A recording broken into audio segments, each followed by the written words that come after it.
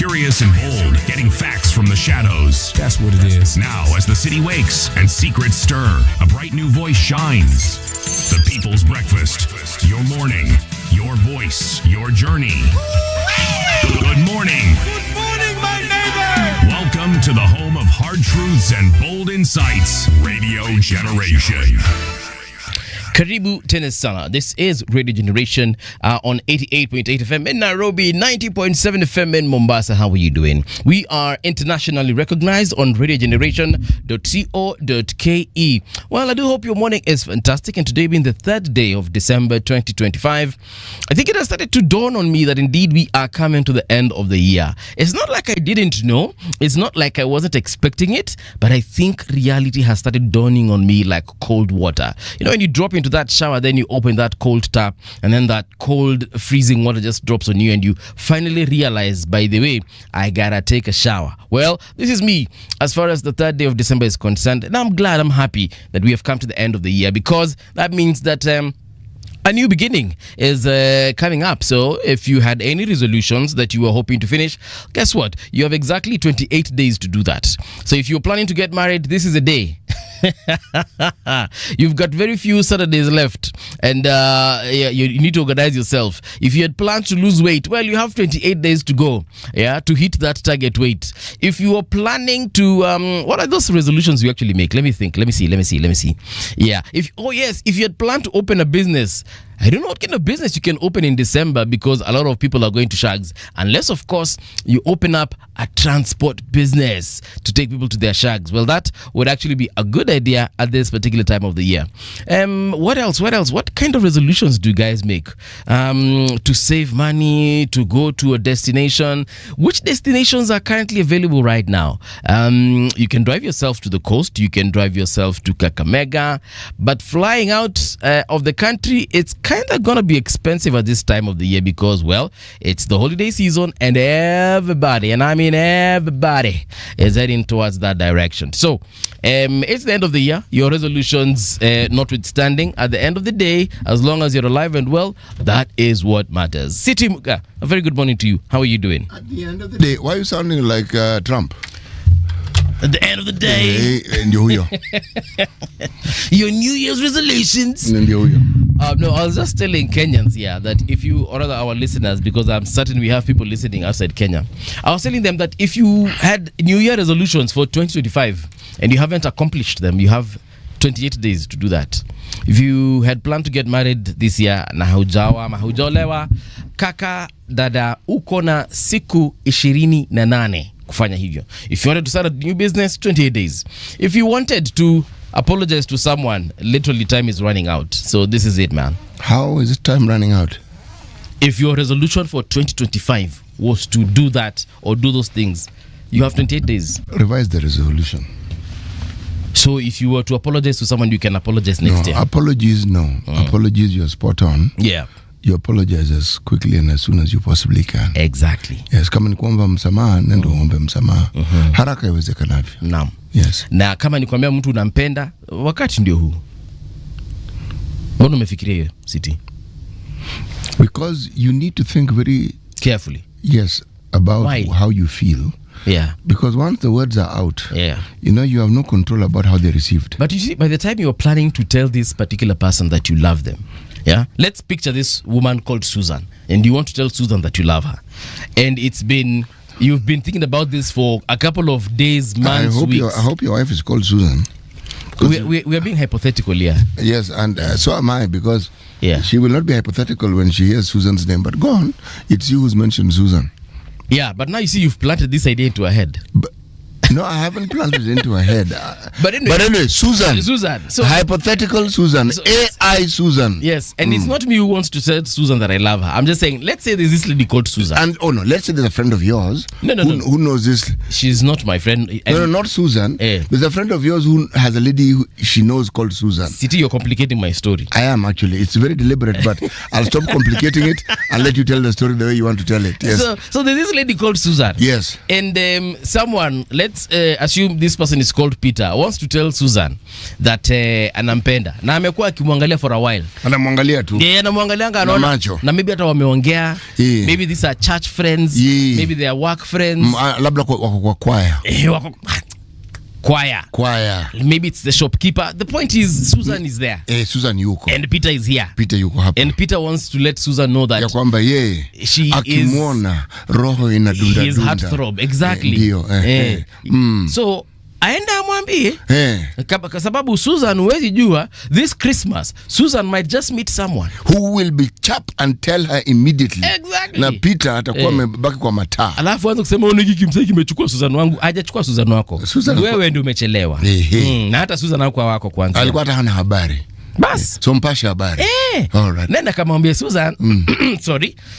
Nenda kamwambie Susan ya kwamba Susan, nimekuwa nikikutizama kwa muda na ninaona ni vizuri. Nikueleze tu. Ni vizuri tu yani tujuane zaidi ya hapa. Alafu baadaye labda niweze kukupiga intro kwa wazazi wangu. Bro, on day 1 umeingiza intro. Nimesema baadaye. And besides, what's the problem? That is scary stuff, man. Why? Bro, parents. Yeah. Edna, so uliniambia you were introduced 2 days into your dating. Yeah, 2 days. 1 day. Oh my goodness. I'll meet the in-laws on day 1. That is someone who's serious, City. Okay. Yes. Wewe kwani ulipigana intro after how long? Intro gani? Intro kwa wazazi. Did you kidnap someone's daughter? Maybe. Oh, Jesus Christ of Nazareth on a donkey to Damascus. Good morning, Don Sabwa. City, the bullfighter, has lost as the chief whip lost at Malava. Will he come back fighting but with a stone in his hand? Mr. Wiseman, please advise. Okay, then John Mutua, all the way in Qatar, is saying, good morning, City and Movie. Qatar, only cold and foggy morning. Movie, please imagine 9 good years without enjoying Christmas with my family. Oh, John, why? Such kwani huko kazini kwake hakuna holiday. I wonder. Ama holiday watu wanaenda kumwona. Maybe John atuambie. Ama wako na watu wake huko. Labda atuambie kwa sababu gani hajaweza kuenjoy miaka 9 bana. Hiyo muda mrefu huo. Yes, John, tell us why. Perhaps we need to have some kind of context here so that we can understand why. But 3rd of December, today we celebrate people with disabilities, according to the United Nations. That is what they're saying, that 3rd of December,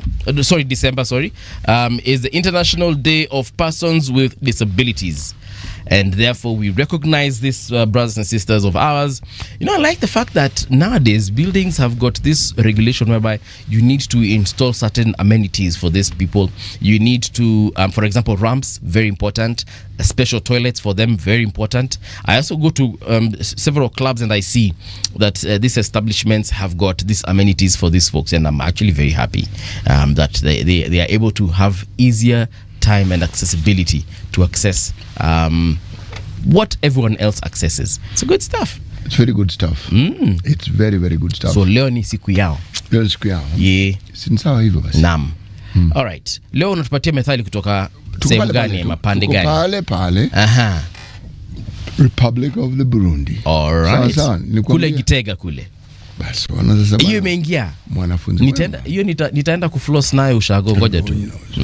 I'll be like, so you know, in Burundi, the capital, which is Gitega, utambua pana bwana ni Bujumbura bwana. No, it's actually Gitega. Yes, Bujumbura is the economic capital. Huko ndio kuna pesa, lakini pengine ndio kuna serikali, ile city ya serikali kuu. Naam, right. Tuambie sasa. Okay. If you are dancing with your rivals, don't close your eyes. Why would you be dancing with your rivals to begin with? Fanya hivi, I don't know.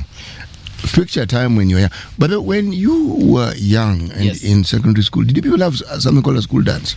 Yes, we did have several school dances. They, of course, there's the usual trending dance, which is done by everyone of that particular age. But the official school dance, yes, we did have. Where you invited a young lady? Yes. Good. Now.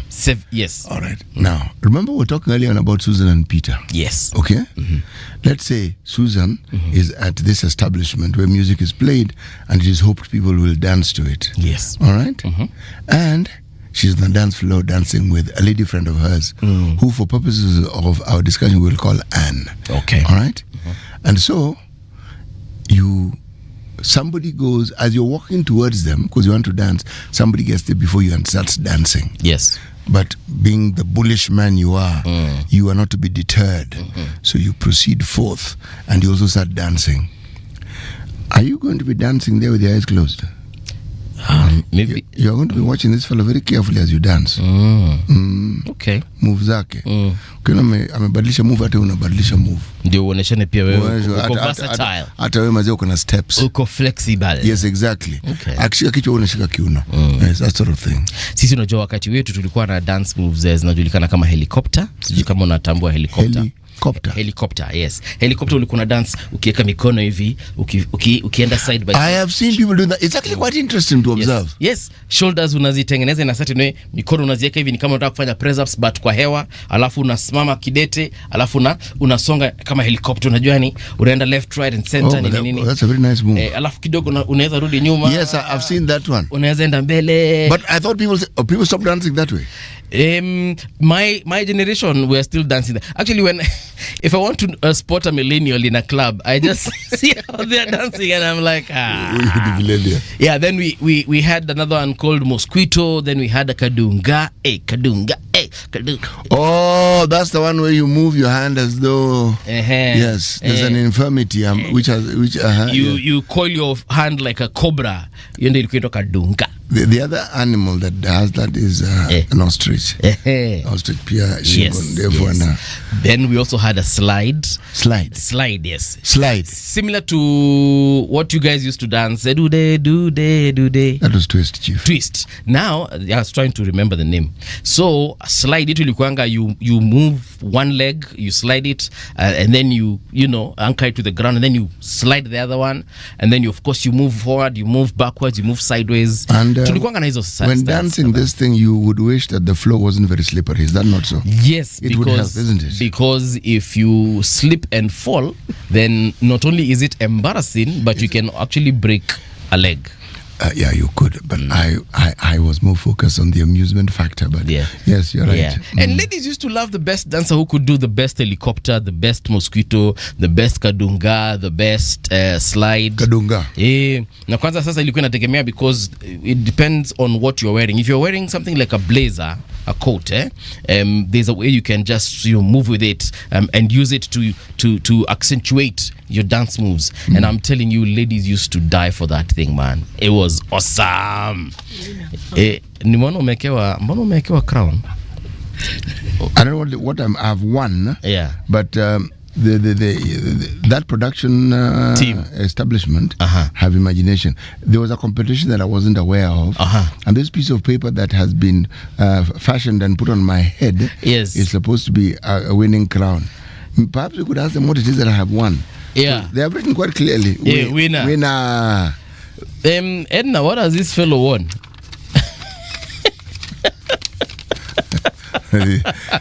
You cannot limit the human imagination, can you? No, let me tell you something. Every single day at Radio Generation, you encounter something new. This here, right here, is definitely new. So we'll get the full update of what exactly CT has won, and we shall be giving it to ya. But right now, though, let's get on to radiogeneration.co.ke and see what has been making headlines in the last couple of hours. And of course, join in if you can. Let's move together. There's this first story here that has been published by one Rose Achieng. Rose Achieng amesema hivi: Kenya's NSSF contributions surge and could hit 1 trillion by 2027. 1 trillion. I'm not certain about the figures, but it's a hell of a lot of money. It is. Yes. So Kenya is witnessing an unprecedented boost in its national social security fund, with contributions nearly doubling in just 2 years, President William Ruto said. Speaking at State House on Tuesday, while receiving the Jukwaa la Usalama report, Ruto described the growth as a major step towards using domestic savings to finance national development and reduce dependence on foreign loans. Yeah, so the president explained that the surge reflects a revised contribution system aimed at maximizing local resources. He projected that by June 2027, the fund could reach 1 trillion, a milestone that could eventually allow Kenya to move away from borrowing from countries like China. Hey! So Ruto has reflected on Kenya's early economic struggles, pointing out that the country had been at risk of default due to ballooning external debts. Yeah. He described the difficult measures taken to stabilize the economy, and this is what he said. I sat in an office called number 6 with some people and agreed that we cannot be the country to default, and I had to make very difficult decisions. All right. I'm happy we haven't defaulted on loans. I would be happier if we didn't take any loans. I'm happy that our pension fund has hit, or rather will hit 1 trillion in 2027. But what does this mean for the economy? We need people to come and explain to us that this is what this is a ripple effect of having that kind of money. And is it money in cash? Is it money in assets? Is it cash and assets? Is it money in gold? Is it money in other kinds of investments? Tukona maviosks uko nje zinatutengenezea pesa namna gani? Let me explain something so that it is easy to understand. If you look at the debts that we have, if you look at the domestic debt, the domestic debt in the country right now, there are sources that say it's around 57% of the total debt that we have. Yes. Okay. Now, NSSF doesn't have a bank. Its money is in banks. And one of the things that people who are on the board of such institutions is they determine what to do with the money. Part of it is to ensure that those who have saved get an earning.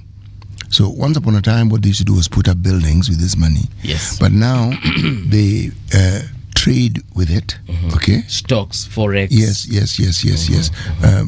Maybe buy government bonds and so forth. But also local and foreign. Yes. Okay. But also one of the things that the tools that the government uses for borrowing, when you know there's an entity like an SSF, yes, which has a steady stream of money coming into it and doesn't move out with the same speed it comes in, what then happens is you are able to use as a security. Yeah. The process of using this as security to acquire loans is called securitization. Now, securitization is a very smart way of borrowing, and you can borrow locally because you know the money is there. Yeah. You can see it coming in. Why? Because there are statutory deductions that automatically go into that fund, and you can see how much it is, and that is what can be offered as security. Yes. So the NSF fund, very useful.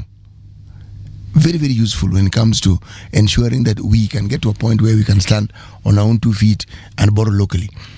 There's something they call debt to GDP ratio. Okay, our debt to GDP ratio isn't really bad. Meaning, if you look at our debt and look at our GDP as a percentage, the debt as a percentage of our GDP, we are not even on par as 100 to 100. A country like Japan is in excess of 200%. Of their need. Yes. But you see, they borrow in yen. And they are voracious savers. Savers as in they save a lot of money. So they borrow their own money. So when they do pay back, and remember interest rates in such countries are single digit. When they pay back the interest or the dividend, it's the citizens who benefit. See?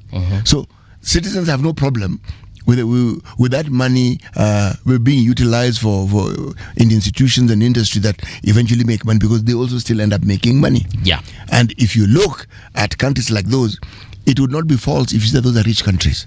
Yes. Okay. All right. Makes a lot of sense. Makes sense? Yes, sir. It does. And like I've said, I'm happy that we, are reaching these milestones. There's something here I'm seeing here. International observers have taken note of Kenya's improved financial health. The International Monetary Fund's October 2025 World Economic Outlook projects Kenya's GDP to rise from 136 billion, which this is in dollars, in Kenyan money that is 17.58 trillion in 2025, to 140 billion, which is 18.1 trillion next year, making the country Africa's 6th largest economy. Economy number 6 out of 54 countries, which is a good thing. No, not necessarily. It's a bad thing. No. It's neither good nor bad. No. I wasn't thinking of the goodness of the badness of it. Yes. I was going to say that the measure of a country's wealth is an aggregate. But it doesn't tell you that the vast majority of the people in the country are rich. It just tells you if you aggregate the sum, well, the sum of the wealth in the country, and then you aggregate it, you get that good figure. However, for a country to be even more stable, you need to have a situation where those who fall into the bracket of those who are economically disadvantaged, the number doesn't need to be increasing. In our case, it's increasing. It needs to be decreasing. We need to be having less and less poor people. We are having more and more. Hapa wanasema pia credit rating agency Standard and Poor's also upgraded Kenya's long-term sovereign rating to B constant from B minus. B is good. With a stable outlook, while confirming the short-term rating at B. So President Ruto emphasized that these achievements lay the foundation for a future in which Kenya can fund development primarily through domestic resources, ensuring greater financial independence and stability. The ratings that these agencies gave, people like Moody and so forth, what the president has said, which is 100% spot on, that we didn't default, and that we've constantly paid our loans. At the time when it was thought we might default, our rating C, meaning we're in some critical situations. Right. But as we've constantly repaid back what we have borrowed, now when you talk about repaying what is borrowed, please remember, this government is not paying what they borrowed. They are paying what the previous government borrowed. Yes. So what they have borrowed will be paid at a time. It is how it works.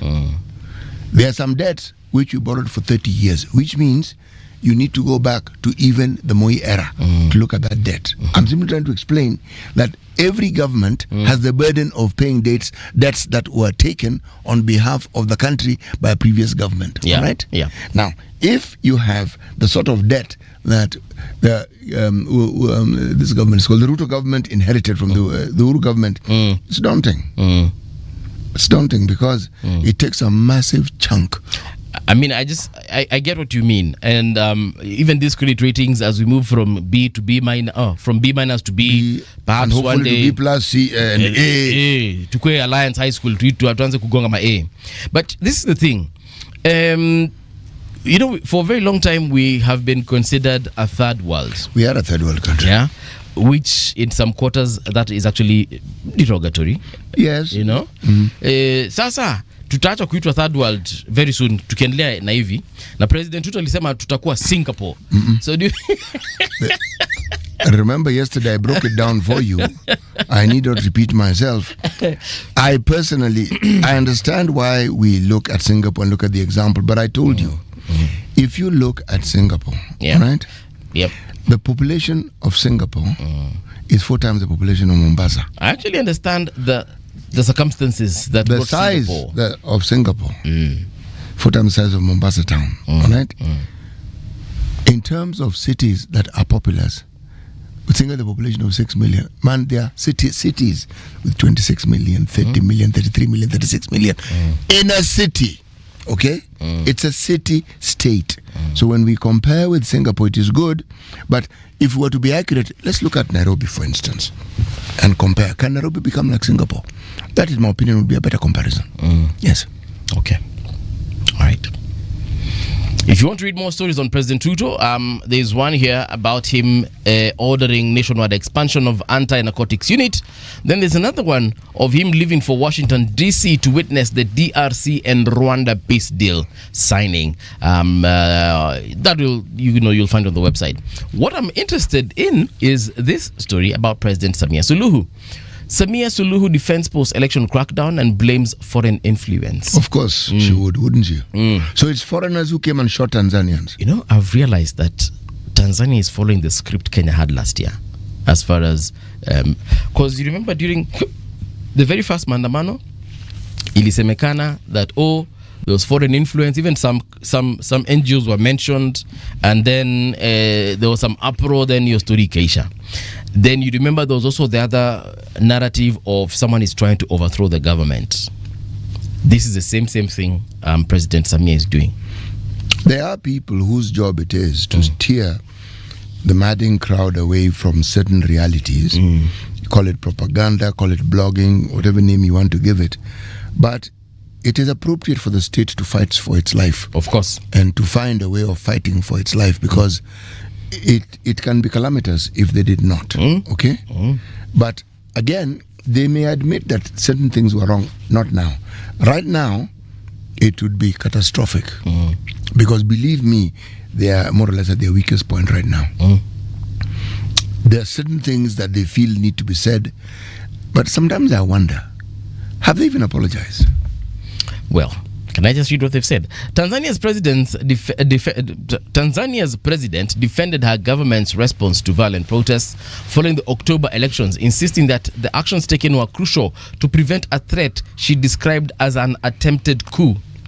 Speaking Tuesday at the Julius Nyerere International Convention Center in Dar es Salaam, President Samia Suluhu criticized both regional and international critics for what she called selective condemnation of Tanzania's measures. I heard people saying that we used a lot of force. What then is little force? Should we have just stood by and watched protesters overthrow our government instead of taking action? She asked, emphasizing that decisive intervention was needed to protect the state. She noted that similar protests in neighboring countries were met with heavy-handed responses without drawing the same level of criticism. And of course, she means our beloved country of Kenya. My friend, the difference is night and day. Yeah. We count the number of people who died. We know the people who died. We allowed the press to come in and document the people who were shot. We know. Larry Madowo was everywhere. We know. And that's why the names keep being mentioned. Those who disappeared are known, the names are mentioned. Yes, okay? Yes. In Tanzania, it's a complete shutdown. Internet was switched off. Stima, nasikia kuna sehemu stima zilizimwa. We saw the breach of parliament. Live. We saw. There's documentation of people being shot. Wacha niseme katika lugha ya Tanzania ndio waelewe. Mbashara. Yes. Who is that? Mbashara is live. Okay. Mbashara. Yani moja kwa moja. Yeah. Okay. So, I understand.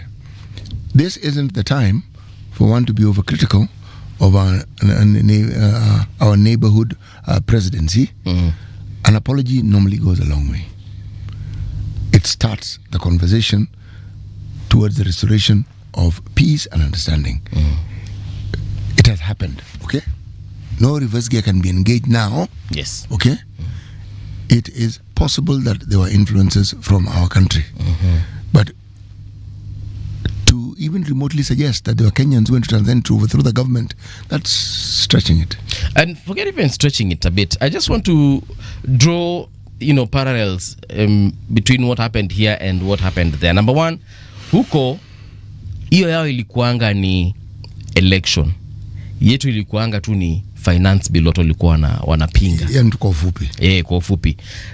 Similarly, when we had our PEV in 0708, the international community was here and they condemned whatever happened. They did. Yes. I remember presidents from America, wengi. Prime ministers all the way from the UK, Germany. Yes, and they condemned what happened and they called out the leaders and they literally sent Kofi Annan and his team to come here. And people were taken to the Hague. Yes, exactly. People were indicted at the Hague. Yes, kuna wengine walifungwa hapa Kenya. Naam. Yes. Na wengine what? So action was taken during our post-election violence. Now, and what walikondemniwa vehemently by the international community. So there's for me, I don't see why she's comparing what happened in October 2025 and what happened in June of 2024 and 2025, because even our protests here zilikondemniwa sana, and the killing of Kenyans and the people who are killed in the streets, international media called it names. BBC did a whole documentary. CNN, I think they are currently doing their documentary which will be released after 5 years, but the point is it happened. So yeye kusema ati jirani hakuingiliwa, hiyo nani uongo. Sisi tunajua na tunathibitisha hayo anayosema kutuhusu. Tulikuwa na mradi fulani ulikuwa unaitwa Cambridge Analytica. Those are foreigners. Yes. They were here. Yes. We know they were here. We know what they were doing. You even reminded us that there was a UN rapporteur for youth who came to document and research. So, we have had protests, we have had these things. It's in our history, it is something we've normalized. We had the Sufuria demonstrations. We have them. Tanzania doesn't. Yes. They don't have an idea. We know of Sabasaba Day. The equivalent, they don't have an equivalent of Sabasaba Day. Remember, I don't know, by the time you guys came to university, JM Day had long been forgotten, isn't it? I actually don't know about it. It had been forgotten.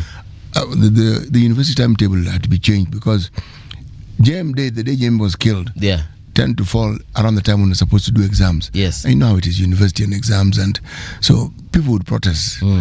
And it came a time when people were also broke. So it's a combination of daunting factors. What am I trying to say? The culture of demonstrations has been with us for a very long time. In Tanzania, it's unheard of. No, they do not have it. And also, not to say that their situation is worse than ours, but their situation is also unique in many other ways. For example, they have an opposition leader who is in detention. And you can clearly see that we don't have that. We do not have detention. Once upon a time we had it. Yes. We used to have them. In 2025 we don't have it. If you go to Uganda, what they do is they beat the opposition to a pulp and jail them in military barracks. And there is nothing you will tell them. So as far as they're concerned, that's how they handle it. Yeah. DRC. Well, DRC is another story, isn't it? It is another story. Okay, so I'm simply saying, if you go to South Sudan, that's a completely different story altogether. Absolutely agree. so. Yeah. Okay. Now, the need for restoration, and restoration not of peace, but among the people of the Republic of Tanzania, it is absolutely necessary. Yeah. We commiserate with those who died. And the government of Tanzania will find ways of sorting this matter out. But they have got to be real.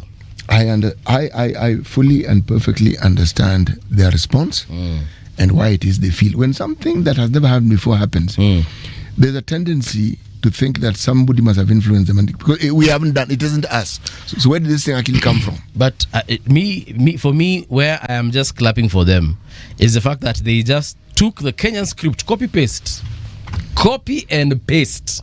They have not even altered nothing. They are saying someone wanted to overthrow the government. This is why we had to do what we had to do. Period. Same thing that happened in Kenya. Someone was trying to overthrow the government, or the Gen Z protests were infiltrated. Things changed in the middle, so we had to take care of that situation. Script word for word. Yani walikatu wakasema tuchukue script ya nani? Tuchukue ya jirani, tuiweke hapa. What happened in Tanzania is beyond tragic, and one hopes and prays that the leadership will arrive at an understanding with their own citizens and seek restoration through asking for forgiveness, because many people died. They did. And they were not carrying guns. No. They were simply protesting. And what I know and what I've seen, what I understand, I haven't been to Tanzania, but I know Tanzanians are reasonable people, peace-loving people. My friend, Tanzania is a beautiful country. I think hapa kuna watu kiwaambia tu, guys, can we just move forward? Watasema sawa, tusonge mbele, lakini siku nyingine tusirudie kitu kama hichi. Na watasonga mbele. Lakini sasa ukianza kuwapeleka hivi, anza kuambia wao sijui tena, waanze kuwadanganya, utaanza kuibua hisia zingine ambazo zilikuwa zimejificha. Na mimi naweza kumwambia, yani kama najua hata nisikiza, lakini kama hii intelligence itamfikia, tafadhali Madam President, ongea tu na watu wako vizuri sana, watu na wanakupenda. You know, the funny thing is, you see, remember when President Samia was being sworn in after the death of President Magufuli? Man, this lady the people were in love with her. The songs that were sung about this woman, man, I even envied them. I was like, you guys have gotten something that here in Kenya we've always wanted. Someone we can all love. Sikuwa nasikia hata opposition kuhusu huyu mama. Nasema kule Tanzania sikuwa nasikia ni opposition yote. Sikuwa nasikia the Kalonzos of Tanzania and the Rigathis of Tanzania saying nothing about this lady. There's something that we must always remember when we talk about Tanzania and their politics. CCM has a stranglehold on the politics of that country. Right. The president is the face of the party. There are other players within that structure who are influential. So we will talk about the president, but you need to talk about CCM. Yeah. I just say, people make mistakes. We make mistakes from an individual level to an institutional level.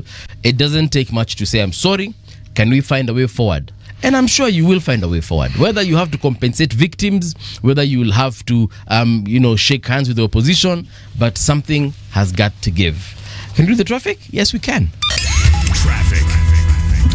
I'm looking at the map of Nairobi area. There is this road known as Ngong Road. It's looking clean right now. However, kuna junction mall pale, naona a little bit of traffic there. I know there's construction taking place there. There's a bridge that is being built. I heard that bridge is going to cost us about $1 billion. Or was it $1 trillion? There's absolutely nothing in this country that costs $1 million. Yeah. It's when you just say billion and then state how many billions. So junction mall, that construction, and then but then looking at the rest of the road heading towards the CBD. The only place I'm encountering traffic is this is Ring Road Kilimani. Your junction inajoin Ngong Road. Alafu tukiendelea mbele zaidi ninaona wapi kuna shida nyingine. Hakuna shida nyingine apart from, of course, these two intersections. Now that roundabout at the Nairobi Funeral Home, also bumper to bumper right now, especially if you're coming from Raila Odinga way, but that's normal. And this is very small traffic. It's because you're just joining the roundabout. After that, it opens up quite well. Then there's barabara inajulikana kama 5th Ngong Avenue. Looking yellow. So yellow means that you guys are moving. Green means that there's absolutely no traffic at all. Then we have Haile Selassie Avenue. That roundabout at Haile Selassie joining Muhuru Highway. That roundabout is bumper to bumper. But also some more construction taking place there. That underpass to Liskina cost how much again? Was it 1.5 billion? Mali uliniambia tunataka kufanya shopping huko. One of these days we'll just appoint a time and we will go take lots of pictures so that we talk about it. Yes. Because I witnessed a construction from the main road, because there was always a snarl up there as a result of that, and traffic being diverted in the oddest of ways. If it's been completed, it deserves a visit, don't you think? It does. The mother of all traffic is now within the CBD. Tomboya Street, bumper to bumper. Haile Selassie Avenue now as you get into town, shida. Rescos Road, shida. Landis Road, shida. Pumwani Road, even bigger shida. Then this is Rendile Road, shida kubwa zaidi. Mukunu wapi Gaborone, Kenneth Matiba Road. Need I tell you more? CBD is bumper to bumper. I'm moving out. Let me see what's happening in Mombasa. I'm looking at the island. The island is looking sweet at this particular hour. Little pockets of traffic, for example, where is this? Biashara Street, Munakani kama meshikamana kidogo. Haile Selassie Road pia meshikamana. Zaidi ya hapo, mweza kuniambia kama mtu ana chochote ambacho tunafaa kujulishwa. Traffic on Radio Generation. Front page of the Standard says the dreaded chiefs are back. Yeah. President Ruto has resurrected the long-feared imperial chief, arming administrators, handing them fresh battalions of officers, and restoring a command structure Kenyans thought they abolished years ago. What State House hails as empowerment is being read on the ground as a return of village enforcers whose past brutality is etched in national memory. Suspicion is growing that the government is rebuilding a grassroots machine ahead of 2027 general elections. That story is on page 4 and 5. But hapa chini wanasema hivi: chiefs will work with the new NGAP police unit, tackle alcohol and drug abuse, support crime prevention, and help enforce national security measures at the grassroots. That sounds like a good thing. It does sound like a good thing. I actually read it myself, and I thought, do you know, the chief is somebody who knows the area, because chiefs tend to come from the area they superintend. They're probably even born there. Most likely born there. So if you're talking about somebody who would know who is whose son, and who is the chicken thief, who is the goat thief, yes, and who's the night runner, they're most likely to know. All right. They also say that they will coordinate government programs, counter misinformation, manage village elders, and receive increased operational funds. I actually like this because we've been saying that the government is not good at communicating. So if the chiefs will actually be telling us what has been said by... Actually, this is not new. The chiefs' barazas were never done away with. That's what they were called. Whenever there was something you needed to communicate to the community, yes, you spoke to a chief. Okay? Because you and your ward administratively, right, just a president's representative. Yes. They are the ones who'd call a meeting and people attend chiefs' barazas. It's just that over time, the meeting and the import of these particular gatherings have been watered down. This is perhaps they're being revitalized, but they have been there. Wanakumbusha tu by the way, do you know this is your work, guys? Like, do it. All right. So, chiefs gain promotions, more officers, new infrastructure, police stations and vehicles, and improved deployment systems as part of a wide overhaul of the national administration. But let me ask a question. Yes. Part of the reason why the Police or the Chiefs Act was repealed was the chief, the fellows we refer to as administration police. Yes. They were attached to the chiefs. They were answerable to chiefs. Yeah. Yes. Now, are they going to go back there, or are they still going to remain as part of the police force? Or are they going to be, because within government you can second someone. Yeah. Are they going to be seconded to the chiefs? That is what I'd like to find out. And if so, what is their role going to be? Yeah. Yes. Good question. Rigathi blunders trigger unease among allies in opposition camp. This is on the front page of the Star newspaper. Yeah. Public outbursts, perceived ethnic leaning, and escalating rivalry with former Interior CS Matiang'i ignite tensions. Let me read that again. Public outbursts, perceived ethnic leaning, and escalating rivalry with former Interior CS Matiang'i ignite tensions. Sasa, this ethnic leaning, where's the problem? Where is the problem? Because it is being reported as though he's leaning towards the people of the mountain, or Mrima as we call it. There's something nefarious about it. What is this nefarious thing exactly? Aye, tutaiangalia. CD page 4 and 5. By-election winners take office after bruising campaigns. Yeah, so you can see there.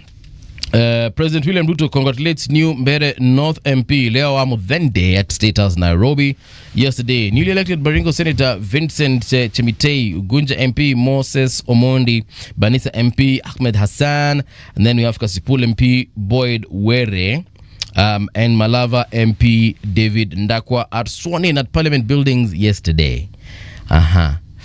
African scientists turn to edible insects to boost food security. Dr. Henrik Fisher with a delicacy made from worm dust made from crickets. Yeah. Drought fears as Meteorological Department predicts dry weather until February. And then on page 20, affordable housing beneficiaries share their plight in slum. You can check it out inside the Star newspaper. Shika Daily Nation. I have the Daily Nation. You have the Daily Nation. I have the Daily Nation. As I also have the Daily Business. All right. Otherwise known as the Business Daily. Tupatie biashara. All right. Analysts and business executives agree on a better rating for Kenya. Business confidence has improved in recent months. This is a quote from an article written by the former governor for Laikipia, Nderitu Mureithi. Right. Okay? State costs up breach treasury target in Q1. Let me just read this out so that it's understood. Government spending on day-to-day expenses such as office supplies, transportation, fuel, travel and repairs in the first quarter of the current financial year ending June 2026 rose for the first time in 3 years, signaling easing of deep cuts in operational costs. Okay? Okay. Reprieve for Edaman in 2 billion property transfer dispute. Edaman is a developer. Yeah, I know them because they're the ones who've constructed a lot of estates around where I live. Real estate developer Edaman Properties Limited has won a reprieve after the Court of Appeal stopped any further dealings on its 2 billion property in Mavoko, Machakos County, which was auctioned last year to Credit Bank Limited over a loan default. Do you know the famous Great Wall Apartments? I've heard of the Great Wall. And there's the famous and the infamous ones. They constructed both properties. The famous and the infamous ones. Yes. Okay. Yeah. NSE sheds 202 billion in investor wealth. The Nairobi Securities Exchange has shared 201.8 billion, that is Kenyan shillings, of investor wealth over the past month, Key stock prices fell due to selling pressure from investors looking to secure profits from an earlier rally. Former Family Bank boss Munyiri wins 30 million payout. This is a gentleman who was the Family Bank boss, chief executive. His name is Peter Munyiri Maina.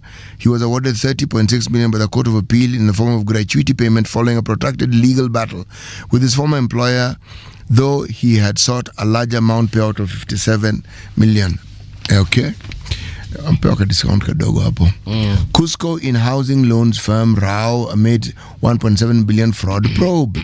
At the center of dispute, 70% stake is in the subsidiary. Wrangle prompts fresh audit of unit's operations. What are we talking about? A dispute over the ownership of a housing subsidiary linked to the Kenya Union of Savings and Credit Cooperatives, Cusco, has prompted a fresh audit into the unit's operations amid concerns over financial exposure of about 1.69 billion Kenya shillings. It's a lot of money. It's a lot of money, as you people would say. Cusco, the umbrella organization of SACCO, says Cusco Housing Cooperative Society, KC, has operated for years as its subsidiary where it holds 70% stake. Stake here is not nyama. Okay? However, the apex body claims the unit's directors have disputed Cusco's shareholding and attempted to assert their independence. This is something that is similar to what happened to ICDC when ICDC-I was formed. So there was a question of ICDC was a government unit, government parastatal. ICDC-I, on the other hand, wasn't. So at what point did this change? And then there was shareholding. So, a lot of manenos. Yeah. It is not the first time we have had this. Alongside these, you will find that there will be cases of people who are board members who have over time approved loans for themselves in some colossal amount, and those have been disputed. Some of them haven't been paid back. Some of them, well, the circles where some of those fellows who borrowed have died. Yeah. So the likelihood of them paying is zero. Slim. The Daily Nation. I mean, if they've died, they're not paying. So as I said, it's not if they had insurance, it might work. If they didn't, sour. Okay. Right, but loans tend to be insured. This is a thing. All loans, as long as you take them from a credible institution. Yes, whether it's a Shylock, these mobile money lenders, banks, SACCOs, there's a cost of insurance attached. Shylocks, no. You mean financial, these apps, isn't it? Yes. Thank you very much. Yeah. Nyaribo. This is the Daily Nation, the top left-hand corner. Nyaribo in the dock as Senate trials begin. Nyaribo, for those of you who do not know, is the governor of what? Nyamira County. Okay? There is an impeachment process that is ongoing. There are people who say, this is Kenyans for you. He has done nothing. Yeah. Yes, and he is anti-development. You remember that lawyer we hosted here last week? He said most of these impeachment motions are introduced because of personal vendettas, not because this person is underperforming or because they're incompetent. Most of the times, in Akwanga, they could be incompetent, but that's not the main reason why it has been the process has been started. This is how we get to understand our laws. If only the laws that allow the citizen to impeach the MPs was this straightforward and this simple. Yeah. Gen Z candidates speak out after by-election setback. The story is on page 7. I'm interested in knowing that story. In fact, why? Since I'm on it, why don't I just look at it? I'm interested. Okay. This is what they're saying.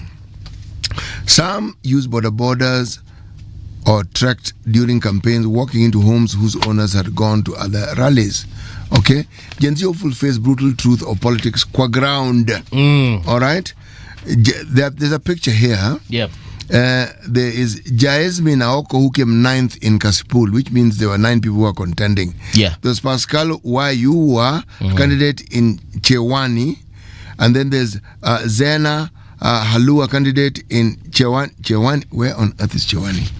All right. Then there's Magarini by-election candidate Amos Katana. They are youthful and you can see. All right. Okay. At the height of the 2024 Gen Z demonstration, a political reawakening took shape as many young people expressed a desire for deep involvement in politics and national leadership.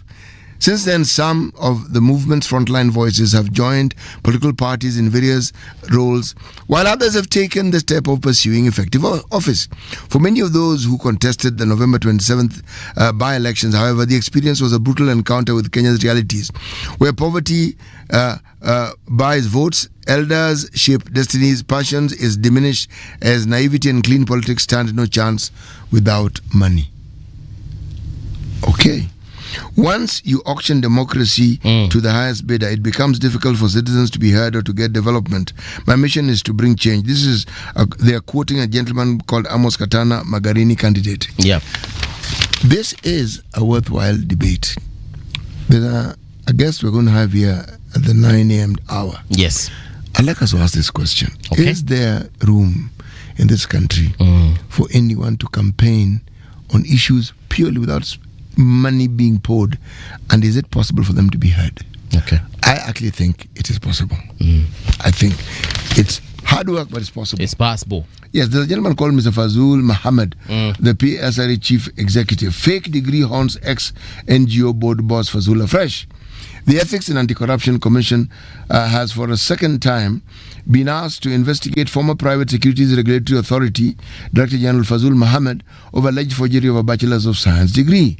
Mr. Hagai Thenye Odiao wants the commission to investigate Mr. Mohammed, saying Egerton University disowned his degree a decade ago. The ESCC in 2016 investigated Mr. Mohammed over the biochemistry degree. Is that not what you studied? I studied biotechnology. Sorry. But more or less the same thing. No, it is not. They would not have had different namings. Okay. Which he used to secure a job as the NGO Coordination Board Chief Executive.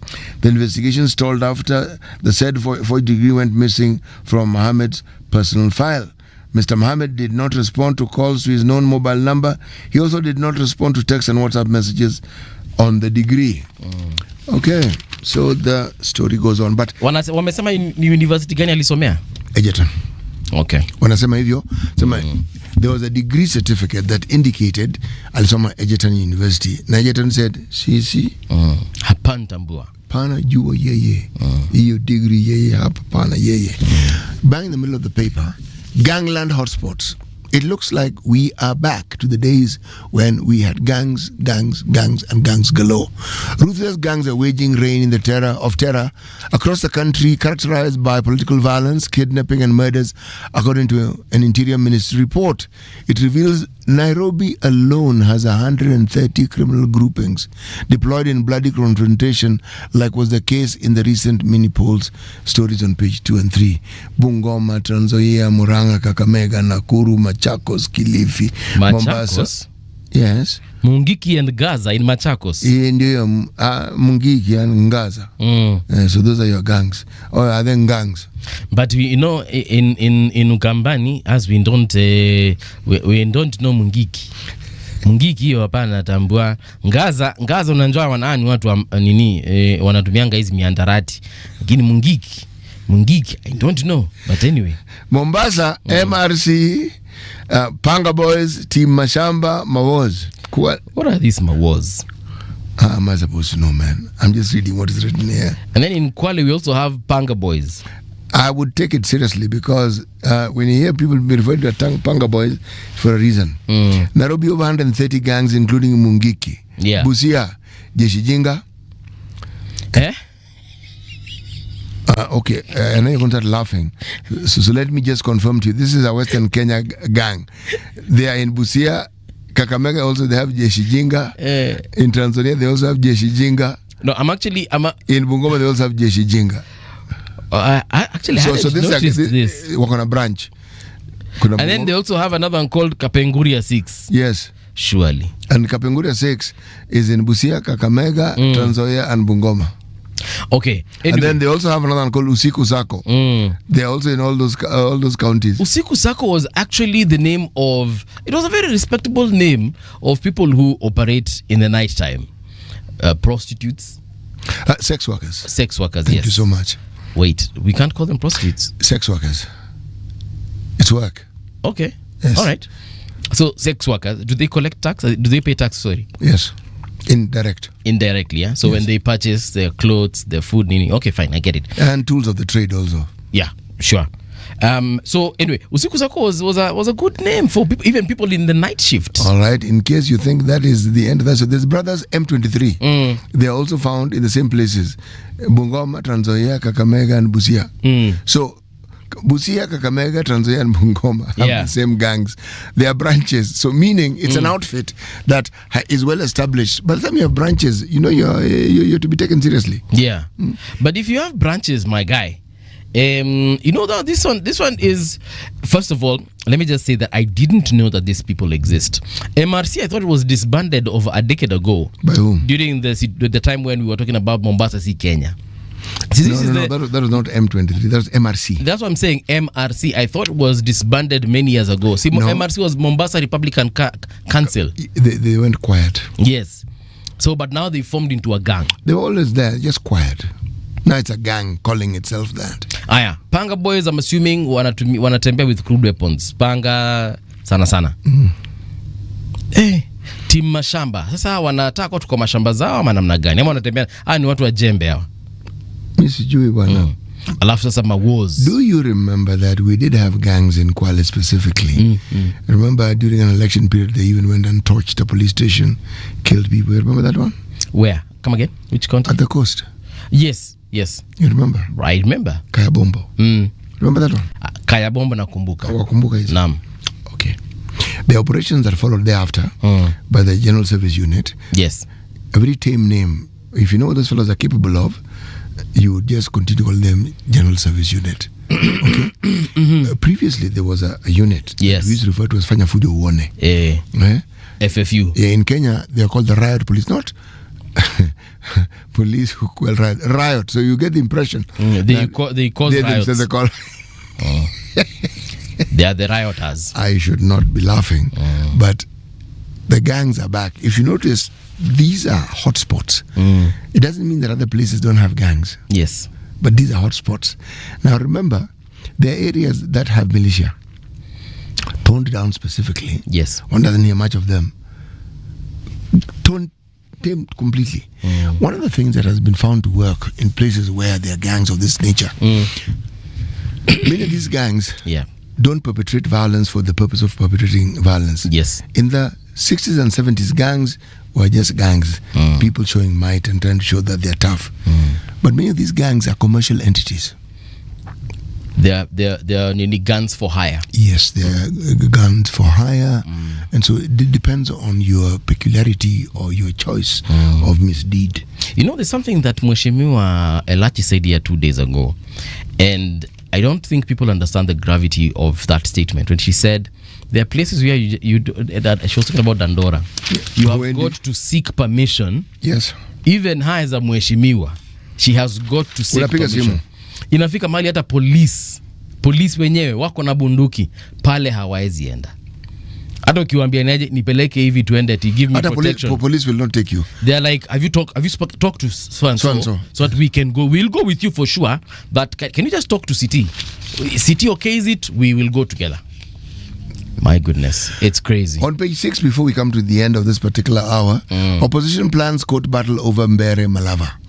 Parties seeking to raise questions on UDA candidates' name, change, voter register and conduct of top officials.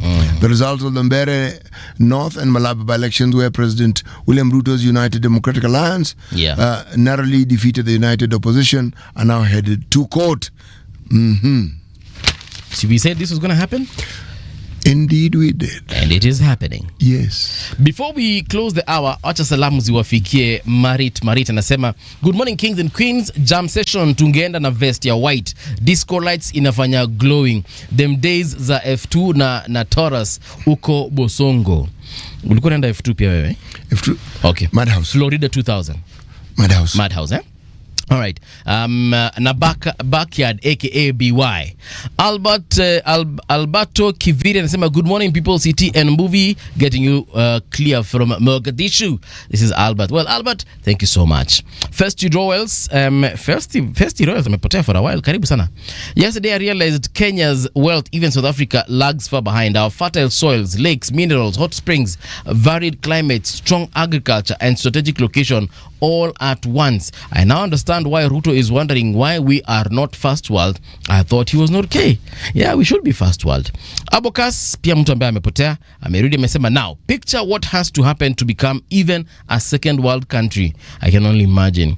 Wamboi Mwangi anasema the Gen Z should also understand that their fellows didn't also come to vote for them at the ballot, and that, Wamboi, is the big question of the day. Big Daddy Cool amesema hello all the way from Perth in Australia. Well, thank you so much for coming through. We are taking a break, but when we return, of course, the conversation continues right here on the People's Breakfast. You can find us across all our socials. Right now, though, here's the news. Radio generation, the sound is fine. Pump it up, turn it high all the time. Let the music move you, let's sway. Radio G's got your jam all day. Radio Generation, the home of urban soul.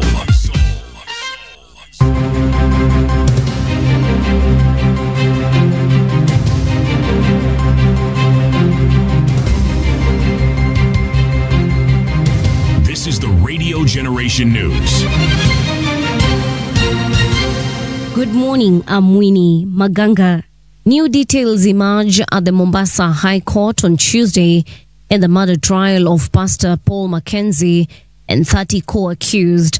This is after the ODPP submitted 88 post-mortem reports to support claims that victims died as a result of the preacher's controversial teachings. One witness, 60-year-old Titus Ngonyo, recounted how he lost 4 family members in Shakahola, saying Mackenzie's doctrines played a direct role. He testified that he first noticed troubling behavior in 2019 when his wife, Esther Mbila, began rejecting the idea of their children receiving any form of education. President William Ruto has called for comprehensive transformation of Kenya's anti-narcotics efforts. He directed that the unit handling illegal drugs be tripled in size and extended across the country. The announcement came during the launch of the Jukwaa la Usalama report at State House, Nairobi, where the president also met chiefs and assistant chiefs from all counties to discuss national security reforms. Tumekubaliana na huyu IG ya kwamba anti-narcotics unit, ile kitengo ambayo inapigana na madawa ya kulevya, mihadarati na hizo vitu zingine zote, tufanye hiyo kitengo iwe a formed up unit.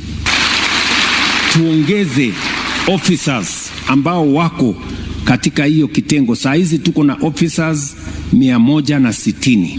Tumekubaliana na IG hawa officers tuwaongeze mara 3 wawe officers 500. The Siaya County government has initiated discussions with the Kenya Medical Practitioners, Pharmacists and Dentists Union to establish the facts surrounding an alleged incident involving a doctor. The county has dismissed the claims as unverified. In a statement issued on December 2nd, the county said a preliminary review found no evidence linking any county officials to an assault on the medical officer on the night of November 30th. County Secretary Joseph Ogutu stated that the incident involved 2 patients who had been taken to a county health facility with gunshot wounds. Mandera Governor Mohammed Aidan Khalif has warned that the ongoing drought in the county has reached crisis levels. According to the governor, residents are now relying on drying boreholes as water ponds have completely dried up, leaving thousands of families in desperate need of assistance. He has issued an urgent appeal to the national government and humanitarian organizations to intervene before the situation worsens further. More than 95% of all the surface water sources, including underground water tanks, water pans, and traditional catchments, have dried up. We require 40 additional water bowsers for domestic supplies and 37 water bowsers for livestock watering, as weakened animals are increasingly unable to trek long distances in search of water and pasture. Lawyers for Sean Diddy Combs have hit out at a new Netflix documentary produced by rapper 50 Cent, which they say it is a shameful hit piece that relied on stolen footage. The 4-part documentary was released on Tuesday and is billed as a staggering examination who was convicted on prostitution-related charges earlier this year. In July, Diddy was convicted on 2 charges of transportation to engage in prostitution, but found not guilty of the most serious charges: racketeering, conspiracy, and sex trafficking of 2 ex-girlfriends. And that's the truth on Radio Generation. Good morning, I'm Winnie Maganga. The views and opinions expressed on this program are those of the guests and do not necessarily reflect the views of Radio Generation. Radio Generation assumes no responsibility or liability for the interviewee's views. This is Radio Generation. In the beginning, there was morning radio. But now there is Radio Generation's The People's Breakfast, curious and bold, getting facts from the shadows. That's what it is. Now, as the city wakes and secrets stir, a bright new voice shines. The People's Breakfast, your morning, your voice, your journey. Good morning. Good morning, my neighbor. Welcome to the home of hard truths and bold insights, Radio Generation. A very good morning to you and welcome back to Radio Generation. It is now 6 minutes past 7 o'clock. My name is Mungana Mbuvi and this is the People's Breakfast on Radio Generation 88.8 FM in Nairobi, 90.7 FM in Mombasa. Siti Muge is in studio as well. Siti was just actually telling me something in the previous hour about, how to ensure that you engage successfully in a conversation. And that's exactly what we want to do in this particular hour. We are talking about the 16 days of activism against gender-based violence. And in studio to help us have this conversation, we do have 2 lovely ladies. Judy Oduor from Action Aid Kenya. She is the program's coordinator. Judy, a very good morning to you. Welcome to Radio Generation. Thank you so much for having me here today. Karibu sana. Then also we have the chairperson of the Association of Media Women in Kenya, AMWIC, Robi Koki Ocheng. Robi, karibu tena sana to Radio Generation. Asante sana. Let's talk about the 16 days of activism. And I'll start with you, Robi. What are they all about? Well, if you go back to the history of, activism around gender issues, it started all in 1991 at the Rutgers University, where there was a group of activists who put together an agenda to make sure gender violence or gender issues become human rights issues that have attention to, world bodies like the UN and as such. Right. So that is the nemesis of it. And over time, if you go back to the Beijing platform declaration, it really empowered women over the years to achieve in terms of leadership, education, and all that. But as time goes on, as women got into the work environment or in domestic arrangements, yes, you would find that there would be some sort of violation, which is human rights. And of course, over time, it just doesn't focus on just women. It will focus on those with sexual minorities. And also today, I think it also focuses on men. When you say sexual minority, what do you mean?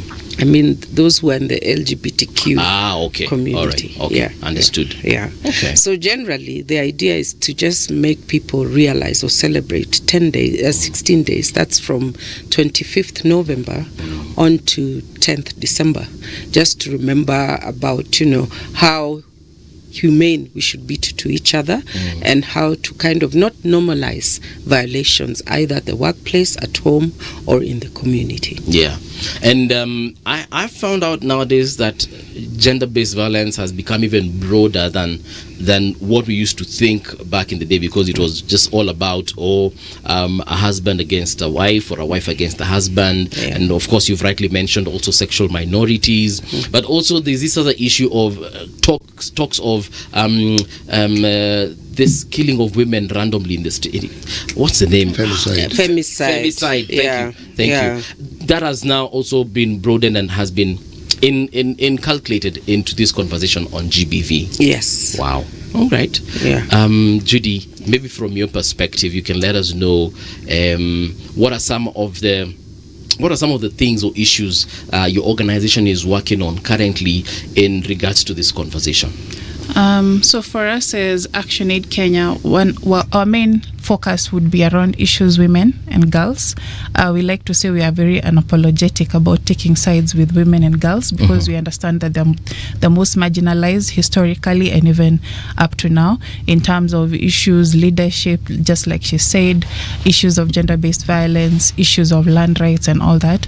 So when we focus on issues of gender-based violence, we look at how can we empower the communities, especially the women that are part of these communities, to be able to stand up for their rights, to be able to challenge violence in the spaces that they're in.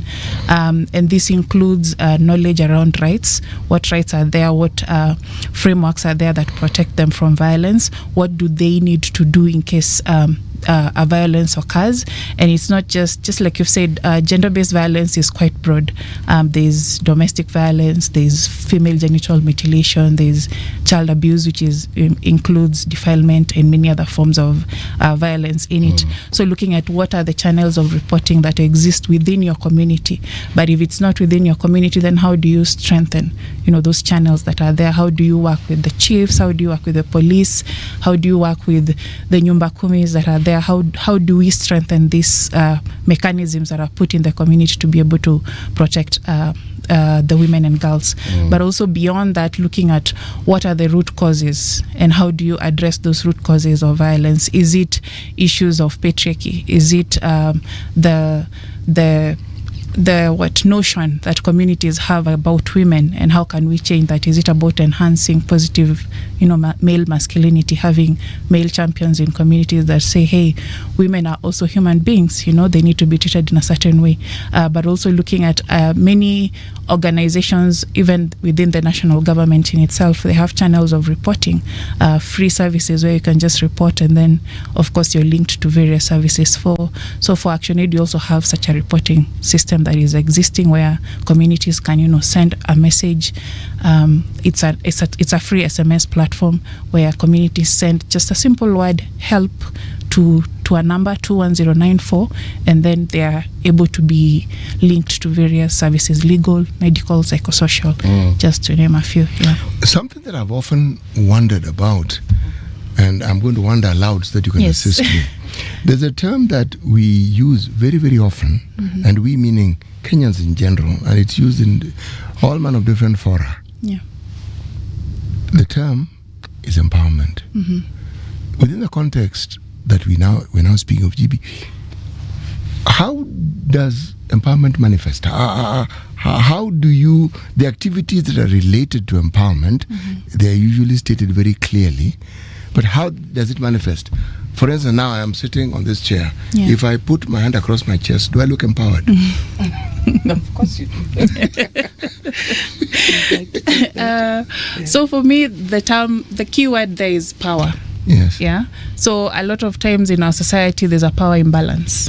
You find that because of different reasons, there are people who have more power than other people. And because of that power, some choose to misuse that power. So the term empower is then a form of shifting that power to another person who's been vulnerable in a situation. So this power can be shifted in the form of knowing your rights.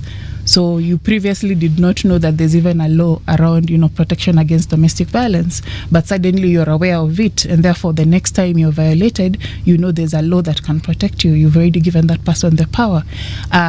Previously, you depended on somebody fully 100% for all your needs, and suddenly you are able to now go, make maybe sell mboga somewhere or be able to go back to school or something. That gives you power. So you're in a situation where now somebody can no longer just tell you depend on me for everything, you know. So you've given them power. So for me, that is empowerment. It's so from what you're saying, yeah, there is a constitution, there are a Bill of Rights, but there's pushback against this, and it appears like the cultures that we subscribe to within the different nations of Kenya, the communities as we call them, this is what tends to push back on these rights.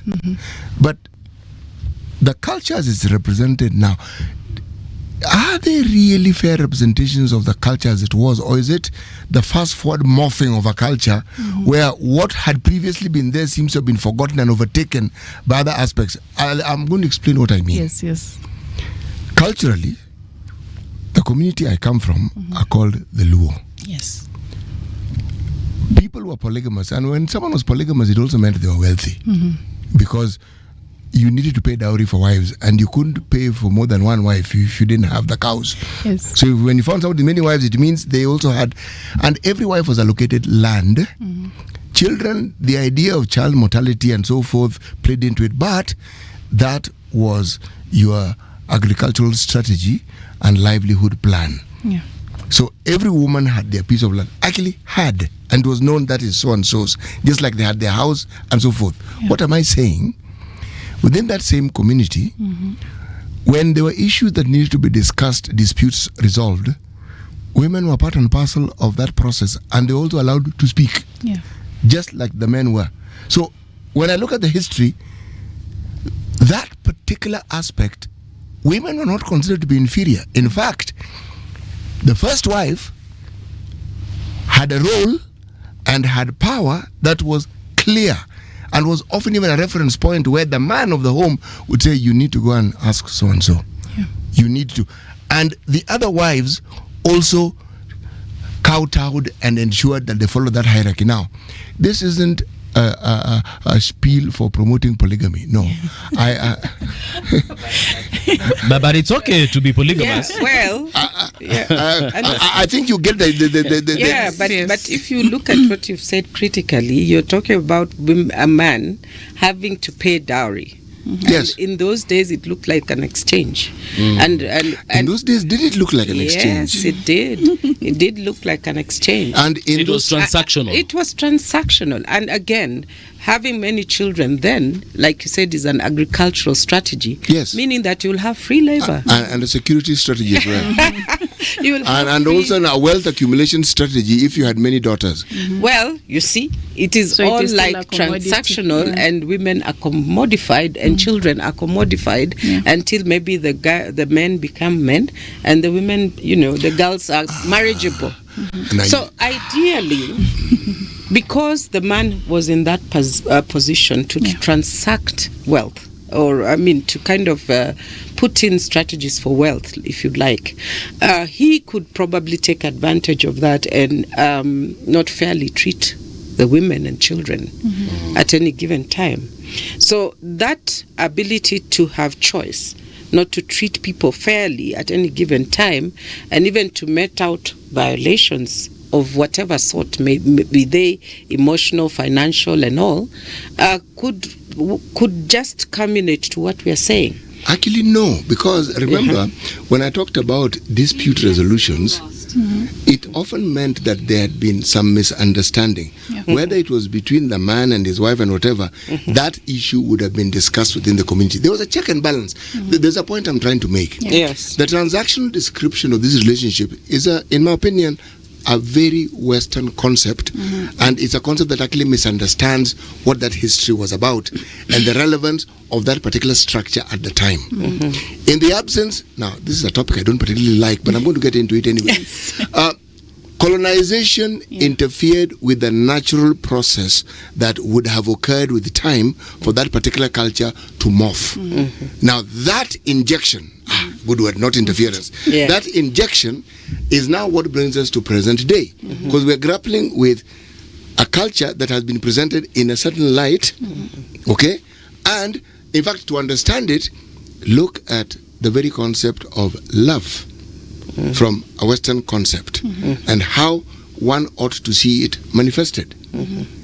In that traditional setting, the anthropologists have spoken to tell me, or those who've written on it, they say it was understood that the sort of love that Hollywood presents us with is something that one found from one's children and from one's female friends. Respect, yes, I'm explaining it. Respect that the husband bestowed upon the wife was considered love. It is how it was understood. I'll be told, what are you talking about? And I'm saying, I'm talking about a concept and an interpretation of a concept. The moment there's an injection of another culture and its understanding into it, then I'm afraid a little confusion does come into the discussion, doesn't it?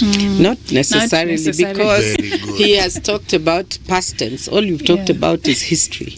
And now yes, and that means it doesn't exist as it was then. It has morphed into a combination of so many aspects. Whatever you're calling Western, whatever is referred to as African, it has morphed. But the idea behind gender activism is not really to alter such, equitable practices, if you like to say.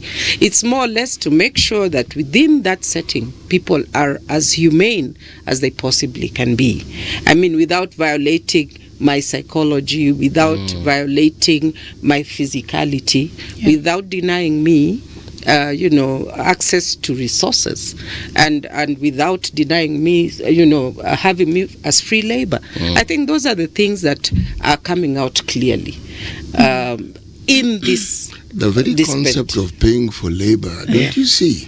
The payment wasn't it was in kind.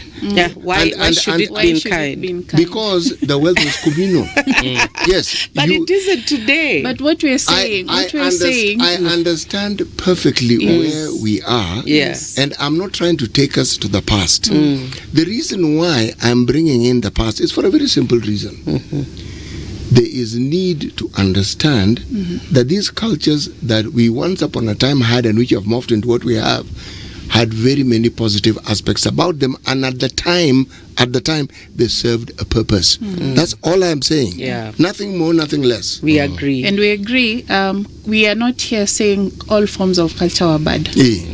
But as she's saying, over time it has morphed. What you knew back then, how many people have, taken the time to educate current communities or current people about it, to be able to take the positive aspects of culture into the modern world that we're in currently. So there's a gap, there's a disconnect there. So you find that the way you're talking about wealth, when you have wealth, then you have the ability to marry 1, 2, 3, 4, 5, 6 people.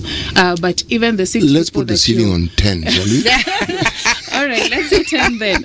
So with the 10 that you have, and the aspect you've brought in about, the women being there in the decision, making spaces. Yes. Right now, are they able to be in those spaces where they're able to talk about the issues that are affecting them without fearing that if I stand up against Mzee, then I will be ostracized? Actually, if I stand up and say that, let's say, for example, the brother to Mzee defiled my child, am I sure that my child will get justice, or will I be told you don't have a say in this situation? The community I speak of, in current terms, that cultural confusion has morphed into some fairly terrible things.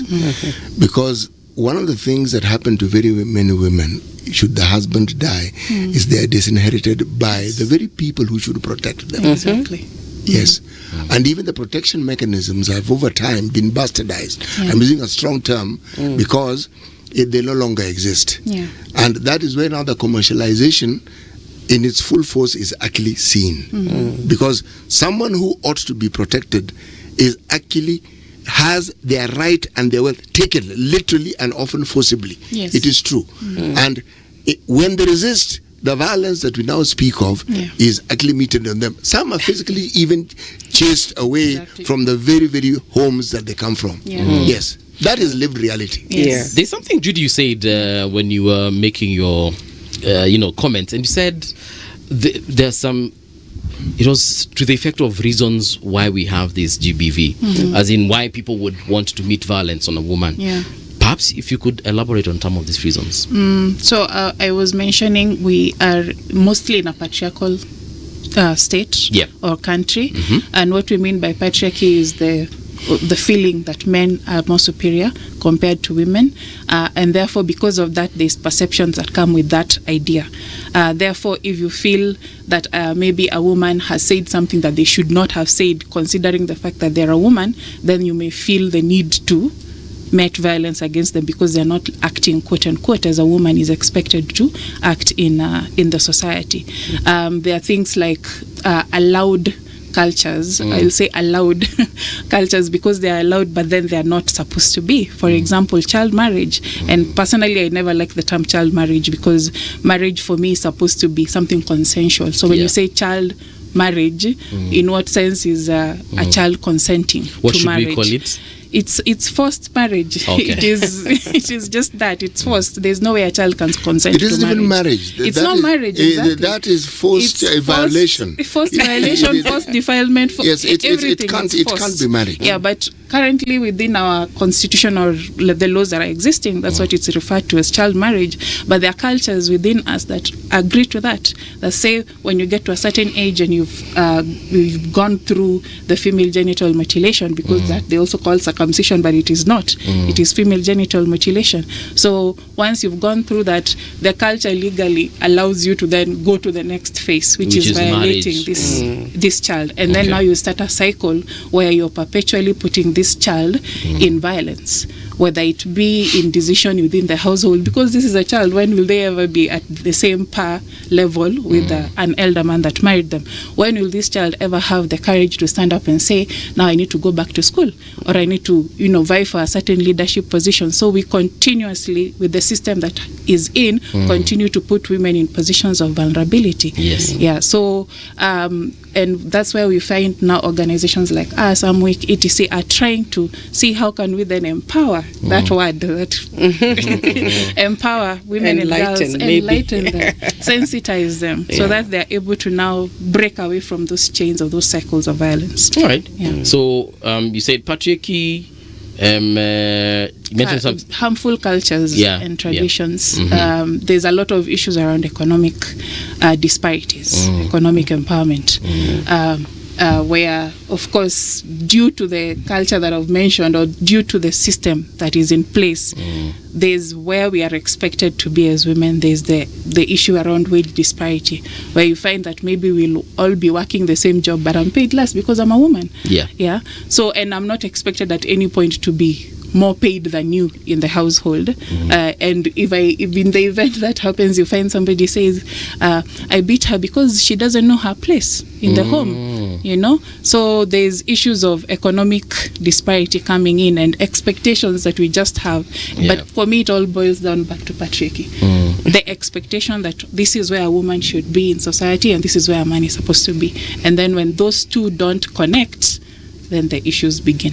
When you go, sorry, you were saying. I think patriarchy is kind of not like existed in the former format, like he says, because patriarchy would give young people access to, or young men access to resources. Let's take a case in maybe Meru. You immediately, by the time you're 13, 14, you have a resource in terms of a farm, a Mira farm. And I think generally that was what existed. But with the laws that were there prior to the current constitution, you'd find that for a woman to own land and make revenue from the land was something that was not a practice. So patriarchy gave the male access to resources quite easily, unlike for the woman, and therefore creating that dependency. But I think over time what has happened, the society has changed, because girls have accessed education, girls are able to access a reasonable income, they're able to grow their careers. They're equally educated as the men. And so the dynamic between the men and female dependency equation is kind of like a converse to some extent.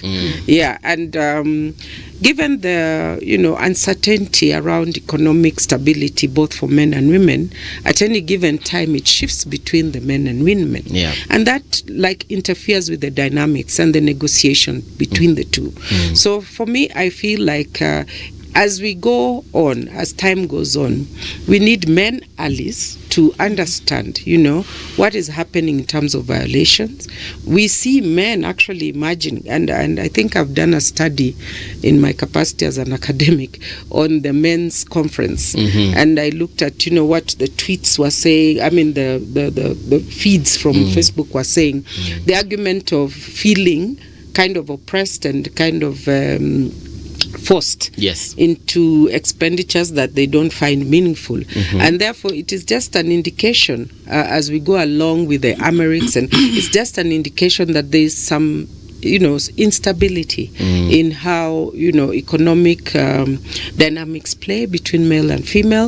And therefore it doesn't just mean that it's just women violated. It could also be men who have been violated as well. And I was watching several documentaries in the past, of course, on specifically FGM communities where it is deep rooted. And you find that in those places, even the girls themselves want to undergo FGM because their mothers did it, their grandmothers did it, and for them to feel like, as part of this community, to feel like they belong to this tribe, they have to go through the knife. And if they do not go, it's like there's something missing, like that connection to, like for example, I'm a Kamba, that connection to the Kamba community imepotea. Kwa sababu sasa sijatairiwa, yani sasa yani mimi si Mkamba halisi. So how can we get that? Because that's pretty deep, to some extent I even feel like it's spiritual.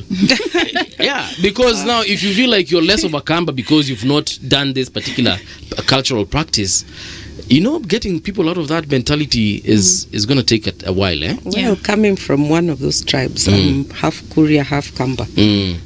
The bottom line is you're ostracized from the community.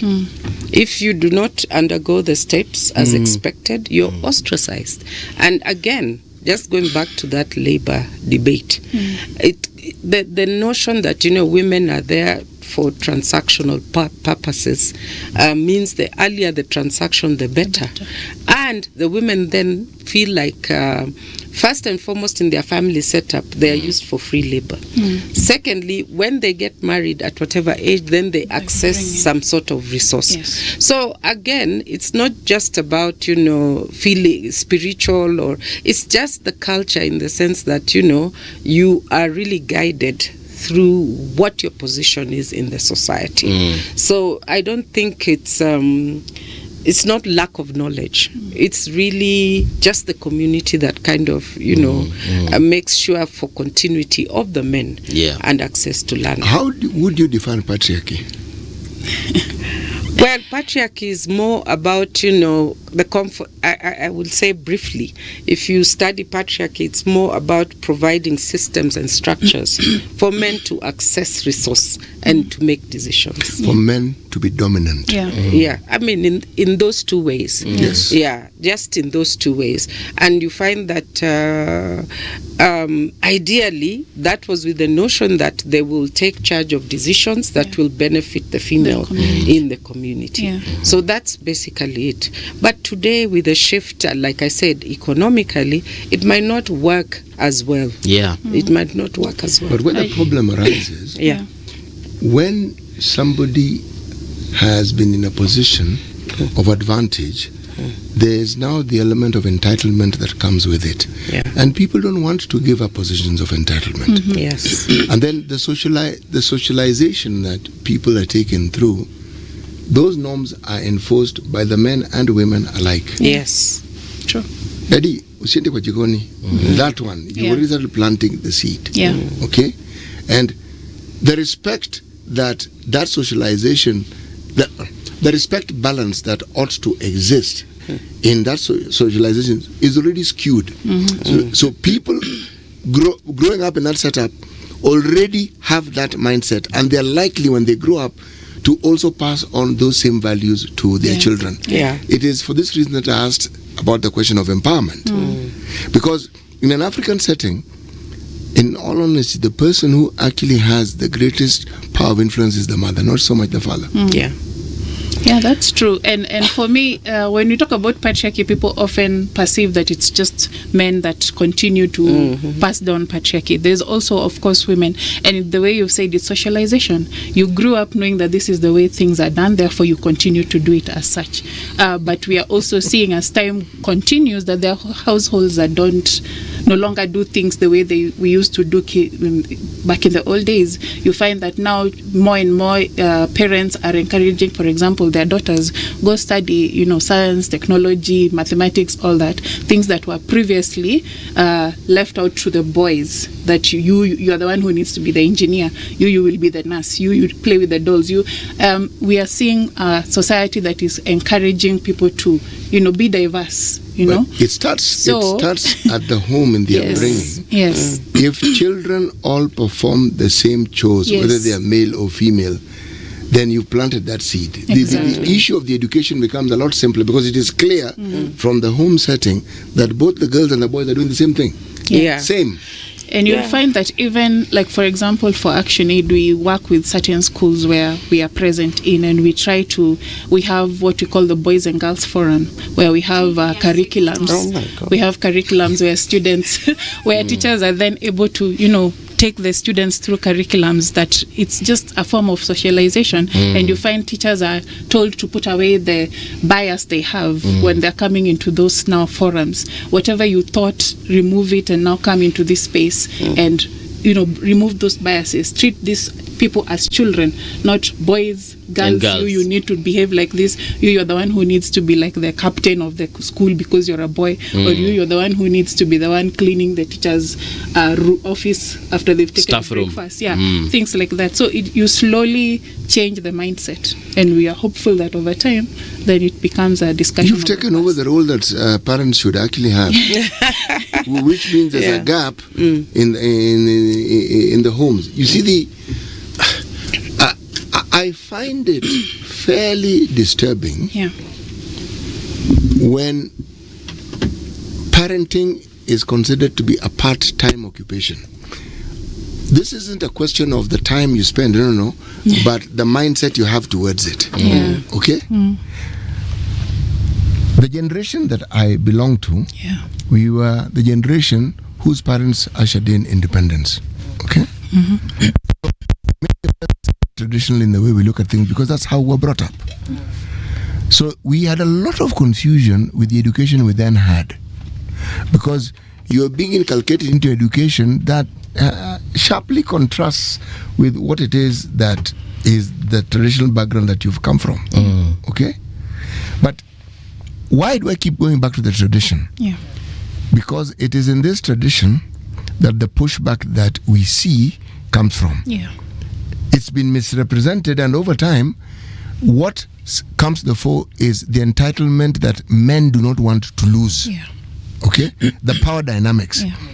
When you talk about circumcision, even for girls, again, it's the power dynamics that certain people who consider themselves to be gatekeepers of certain communities want to maintain.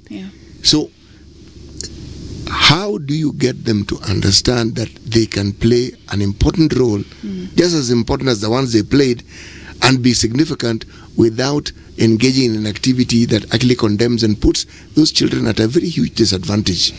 I think when you look at, like you said, outlook in terms of mindset, the way you've been brought up and what you think, it defines. But the bottom line, outside the home environment, the dynamic changes. It's not as safe as it was previously. No, it is not. When it was obviously, just men. I've been to countries like Morocco, the hotel, you get into it's men from the door right to the kitchen. But in Kenya, in other, more or less progressive environments, you find there's that mix and blend. And therefore, it means that dynamic that used to exist that gave people the male's privilege, just straightforward privilege. You knew that you would build in your parents' home. You knew that you would access, their resources. You would be the confidant, and your mother and father would support it. Is no longer there. No, it isn't. It's no longer there, and you can just see it. If we go age-wise, I think I'm a Gen X, and you can see those who are not probably in stable homes are struggling because you are alone.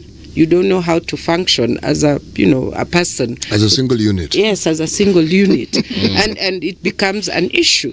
So again, I think the bottom line is, in these 16 days, to be conscious that because of these dynamics, then people just have to kind of alter behaviors so that people can live in harmony. I've read somewhere on the internet that, men want peace, but they have one wife, two girlfriends, I don't know what. So many, more drama than is necessary. And that simply says that why not simplify things by being more, sensitized to, psychological, issues you impose on others, because people are nowadays talking about things like traumas, cultures that maybe might not be useful in this form and time. So it's important that as we talk about the 16 days of gender activism, to also say that gender is not just about women. It's also about men. It's about everybody in the society. It's about children. But the idea is to just make sure that the society is reflective, not to inflict violations. Not have a girl married at 16 violating 16 human rights.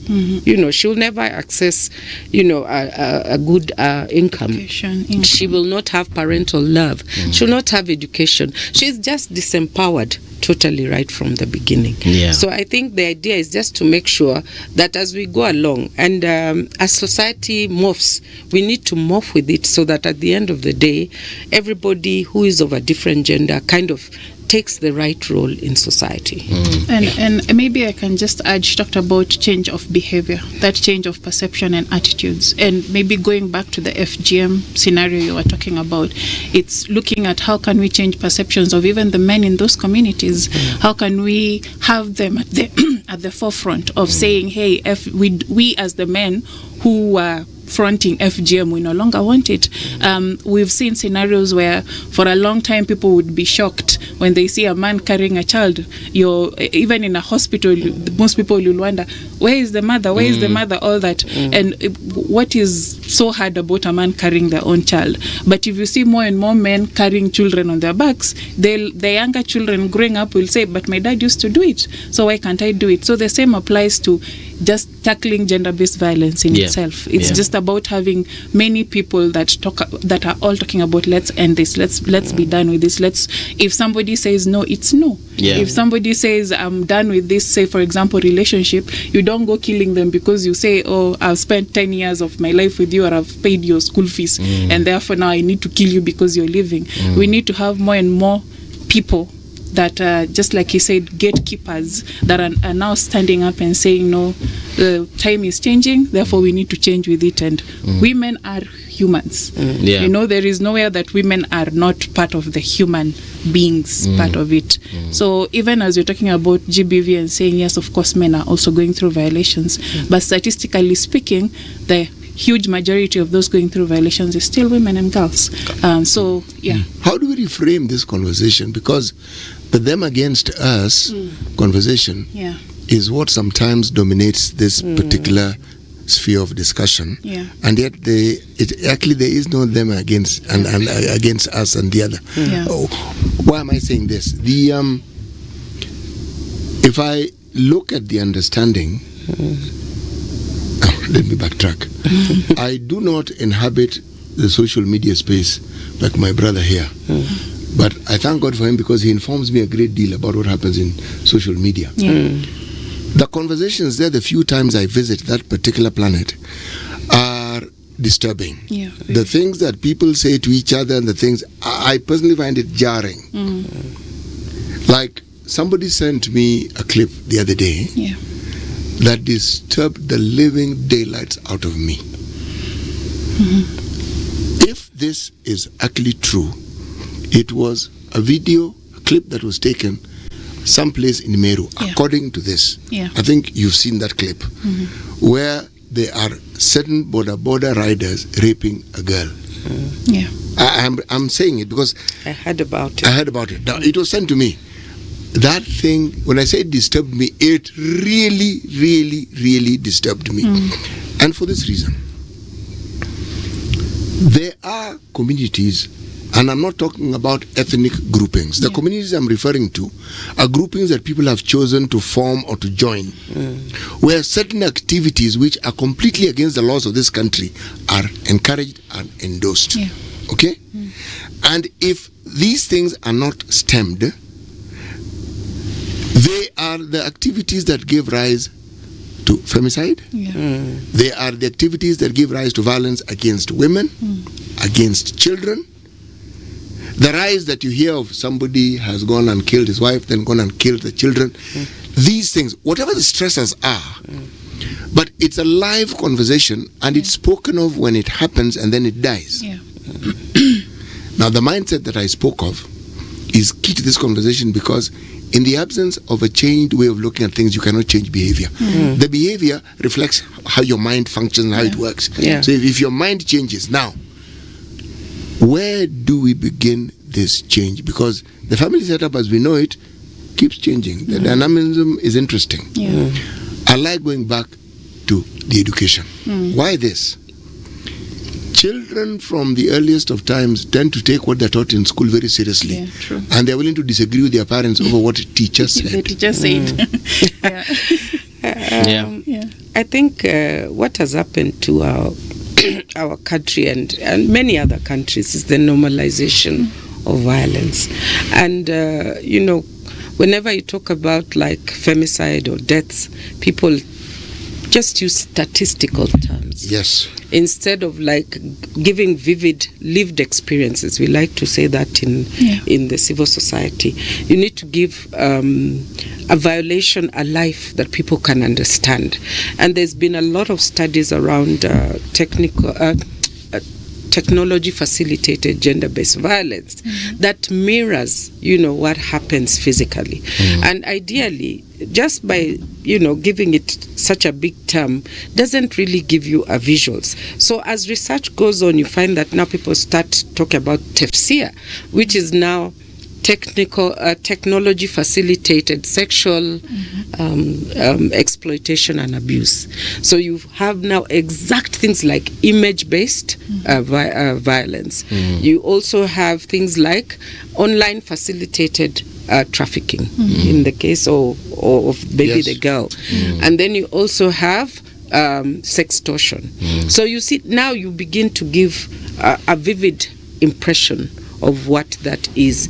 And I think one of the platforms that I really find interesting is TikTok, since I joined last year. TikTok, if you do an analysis of videos around those issues, you have people narrating real life stories. Young girls, young men, narrating real life stories of what happened to them. And that then now gives people an impression, even if people can demonstrate incivility or anger or whatever you'd like to say in terms of their comments, it's a lesson learned. So ideally it's to move violation from just the conversation of numbers. 10,000 girls underwent FGM, whatever, so what happened to this girl? How did she progress in life? What life experiences did she have? And Kenya, like any African context, we have the storytelling aspect. So stories really give enhancement to what these violations are. And in that way, it can create consciousness in either gender about what needs to be expected. I've heard of many cases where young men have lost their lives in the hands of, young girls. So it's not what we call intimate partner violence. So it's not just about, just giving a terminology. What does that look like? Could I be the woman earning income and then starving my man in the house? There are so many aspects that need to come out clearly. So as we And if you go back to the history of gender activism, it started with functional, behaviors like, okay, I want to go to work. Then it moved to conflict, them and us. Now it's moving towards equity and equality in terms of access and decision making. So I think those are the things that we should really focus on as the conversation moves. What benefit does it have to have a more equitable society where everybody has right to resources, access to decision making? Those are the questions that we really need to be answering in these 16 days of activism. These changes that we speak of tend to impact very interestingly on both men and women. Yeah. And it brings about an internal conflict within the individual. You just trying to figure out all these things that are happening to you at the same time and trying to figure out where you fit in. Now, when you then throw in these cultural norms that you've lived by, for instance, the man being the man of the home and being the one to provide, if that source of provision goes, you are immediately emasculated. Now, it depends. The reason why I'm making that statement is because that's how many men feel. That's not what actually happens. You've just lost a job, that's it. Okay? But they feel emasculated because many men identify themselves. The alternate persona is their job. That is why when they introduce themselves, I am CPA so and so. It's okay. I am engineer so and so. Your job and your qualifications are an integral part of you. You are never just so and so. Now, one doesn't seem to understand it. The so and so also means that you must represent a certain degree of material wealth, material well-being. Let's not call it wealth. Okay. Yes. Now, the absence of gainful work or employment means that isn't there. It's no longer there. So there's the thought process and the feeling of diminished capacity. That immediately induces conflict. And that conflict is what is made manifest in now what we call GBV. Because that frustration is going to find an outlet. But that goes back to socialization for me. It's that ideal, the way you're saying, I tie who I am to how much I earn. So the moment you take that away from me, then I'm no longer that person. But that is the culture, the tradition, the way you've grown up. You've been told as a man, your job is to provide. Therefore, if you're no longer providing, then you're told you're no longer a man. So it's, for me, it's that socialization. How are we teaching societies to deal with issues like loss of jobs? And on that subject of of providing, you have to go into the nitty-gritty. Someone's idea of what they think provision is and what is not different. When you're on this side of the desk, controlling the microphone, some of the conversations that you will moderate by the can really shock you. And it's on this same issue of provision, you being the breadwinner, and you will find a lot of ladies who will tell you that if my man loses his job, then you get. So there are some people who will get into a relationship without never having that conversation of, by the way, fine, I'm engineer Paul Mungalambuvi and I have this wealth, but the day I lose it, start to fanyaje, because this car will definitely go, this house will definitely will have to downgrade perhaps to a smaller house. That conversation is seldom had. Exactly. So when the reality actually sinks, you're in your 30s, you've lost your job, you're no longer probably marketable because younger engineers are now taking those jobs. Then now your wife looks at you as sasa wewe unanisaidiaje? And then now you start feeling a type of way because now she's going to leave you, and perhaps every single day she reminds you how useless now you are. She's going to leave you. She probably just leaves you too. Why were these conversations never had? These conversations These never are some had. of the things that should be Going done back to socialization. It goes back to, let's go back to history. There was no conversation. It In was the obvious. first place, that okay, I come in, I get this land, I will have a house, I will have children and resources. There was no discussion around. It was more or less systemic. But now, the dynamic has changed. That doesn't mean that we should not be cognizant of life changes. There was a time when it was obvious the man would work until retirement, or women would work until retirement, but that's not a given. So I think the conversations we have at home must be realistic. Because at one time, given the world, it's not just inflicting families or individuals, it's just the world over. So what do we need to really put our wealth together? Yeah. What do we need to do as a unit or as a as a project team Yes. to just make sure we stay afloat? What adjustments do we need to do in life? So I think a lot of times before people even get into marriages, these conversations are never really had. Yeah. And that's because we probably do not converse about that. We assume that, you're just things fall into place, but really things never really fall. I was having a into place. conversation 2 days ago with someone. He separated with his girlfriend. They decided to co-parent, but then in the process of co-parenting, he lost his job, so he was unable to provide the same amount of support for the children as he was before. So he was really struggling.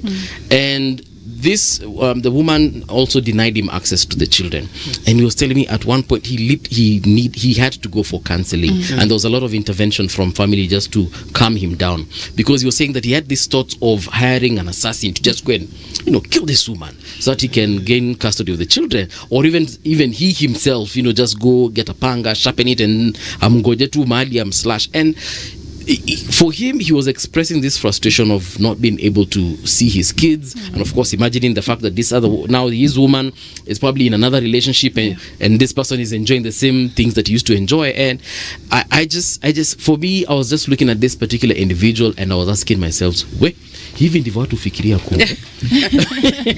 What role? Yes. There's the role, the economic position or the economic culture that you have immersed yourself into, and the role it plays in your life. Because when you have a relationship in which you quantify each other, you have a problem. You just don't see it, but you have a problem, and it will manifest sooner rather than later. Because you're not really, I like the word pontify. Nobody's talking about the dynamic. What quality time do you spend having conversations? What quality time do you spend planning for your family? What is the dynamic What is your of the fallback what is your fallback plan? You can also go to the village and still survive. So I think ideally, with the change of dynamics in access to economic empowerment, to resources, it's good to always have a conversation that makes people know that beyond these material things, there's something concrete. If there's nothing concrete, then that's why things will always fall apart. UN Women this year, they've said that the theme is Unite to End Digital Violence Against All Women and Girls. Of course, you touched on it a bit, talking about ending violence online for women, and we are seeing that a lot, and especially right now that the digital space has blown up. Exploded, So what are you doing in your individual, and I'll start with you, what are you doing in your individual capacity to ensure that this theme this year is celebrated? So for us, it's a lot about awareness creation, because just like you said, it's blown up, the digital space. The digital space is used for so many things, for businesses, for entertainment, for many things. But now over time, it has also become a space where violence manifests in a different way, and it goes back to the traditional ways of violence, but now on a online platform. So ours is really just raising awareness around the existence of this, but also again being able to tell communities, in case this happens, this is what you need to do. These are the steps that you need to do to follow in order to report this violence from occurring, because again, most of the times people do certain things, for example, like sharing images just for purposes of either intimidating you or either getting money from you. They're nudes now. They're just trying to shame you, because majority of the times, if you're thinking about your nudes being all over the place, you feel ashamed. You'll not want to walk around everywhere, so you'll probably want to succumb to the threats that this person is giving you. But there are laws in place, right, that protect people from such incidents once they occur. So really, it's just raising awareness around that, but also looking at how can we tighten the existing laws and policies around digital online violations. So if, say, for example, Facebook is clearly seeing that this is an image. I'm going back to the issue, the video for the woman who was being gang raped by the men. Why should that continue circulating? The moment it appeared online, that TikTok or whatever should have brought it down immediately. That is the role that they should play as that conduit where these messages are being sent, where these images are being sent, etc. So how do we hold to account those people as well? Because they're making money through us as well. So how do you hold them to account? How does the government also hold these bodies to account? So it is really a whole lot of awareness towards the communities, but also looking at the existing laws and policies. Robbie, over to you. Okay, in my other life, I'm a media scholar and gender. So since 2016-17, I've done over 8 or so researches around technology-facilitated GVB. It started with the plight to understand, journalists, because Amwik is more or less featuring, focusing on journalists, and I did like interviews and interviews with anchors at that point, about 15, and they could talk about workplace related violations. Some of them would talk about the nexus between online and offline violations, to the extent that they had to relocate, or you'd find they were being followed offline, and of course the psychological torture, the mental torture about it. Then moved on to study prominent women. The pattern is the same. We had a national conference that was organized by Article 19, where we presented the findings, and prominent women leaders, that is Millicent, what's her name, Esther Passaris, Martha Karua, and Millie Odhiambo also graced that. And from that time, conversation around gender, even if it looks in civil, has changed over time. And I've gone on to do several repeat studies, to the extent, like now I'm talking about TEFSIA, where now it talks about the specific ones. And this year I've just finished one on digital censorship of LGBTQ with AQ Studios. So the idea is to really unpack. You need to unpack that, so that when you present it, it will capture, attention of media houses. It will be in round tables. It will be in conferences. This year I didn't go for AWIM. Everybody's in Ethiopia, kind of driving the Kigali declaration against GVB. So my contribution is really to create knowledge around that area, and in Amwik, create policies that will help women, talk about women in leadership, safety at the workplace, online harassment, all those kind of things that are important here. Thank you so much, Judy and Robbie, for this conversation. Obviously, 1 hour is not enough, but as we continue with the activism, the 16 days of activism, and even beyond, because violence happens at any time, right? Tunawakaribisha mkuje mtuongeleshe.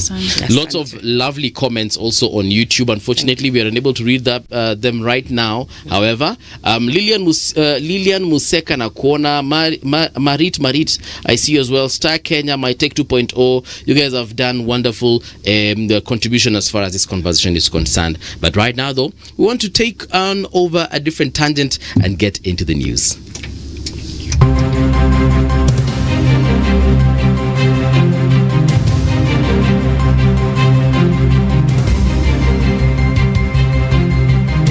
This is the Radio Generation News. Good morning, I'm Winnie Maganga. Police have arrested 7 suspects in connection with the disturbances that disrupted a church service at Kariobangi North PCA Church last Sunday. The National Police Service said the suspects were picked up in Lakisama area and are being processed ahead of their appearance in court. Investigators said the arrest follow ongoing reviews of photographic and acoustic evidence gathered from the chaotic scene, and more suspects may be apprehended as the probe continues. Deputy President Kithure Kindiki has challenged judges and magistrates in the Eastern African region to speed up delivery of justice, for its critical in the region's social-economic development. Kindiki said justice is an indispensable ingredient in social and economic growth of citizens, calling on judiciary to adopt a multi-door approach towards justice. The DP spoke on Tuesday when he opened the 22nd East African Magistrate and Judges Association annual conference in Nairobi. Too many of our people still experience formal courts as distant, slow, costly, or intimidating spaces. Even the Chief Justice has admitted here that we are all intimidated. Even those of us who are lawyers and judges, the courtroom disorients us. How much so for the citizen who is pursuing some issue and they are from a corner there and this is their first experience before a judge or a magistrate. The Senate begins impeachment hearing today for Nyamira Governor Amos Nyaribo, with senators sitting as a trial court to decide his political fate.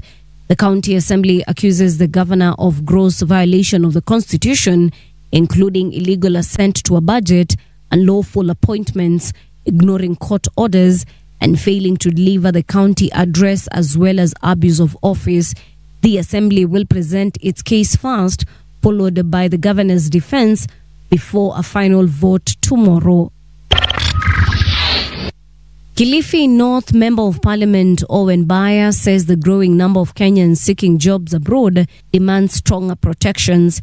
He pointed out gaps such as lack of medical cover, inadequate pre-departure training, and unclear responsibilities for recruitment agents. Baya explained that there are cases where young Kenyans have died overseas, leaving families burdened with repatriation costs. Labor migration in this country is a new phenomenon. It's not really a new phenomenon, but I think this government has picked it up and made it one of its key pillars in terms of employment and offering employment to Kenyans abroad. Honorable Speaker, this issue has been belabored by a lot of issues. One, what happens to our young people when they go to abroad, when they fall sick? We need a policy on that issue. Secondly, what are the preparations that must be made for the young people as they go out to work abroad, Honorable Speaker? What is the role of agents, Honorable Speaker, as they take away our young people and take them abroad? Tanzania's President Samia Suluhu Hassan has defended her landslide victory in the October 29th general election. She insists that 97% win reflects the votes cast, not the entire population. Suluhu, speaking on Tuesday during a meeting with regional elders, attributed the outcome to the withdrawal of key opposition rivals who she argued they knew they were headed for defeat. And that's the truth on Radio Generation. Good morning, I'm Winnie Maganga.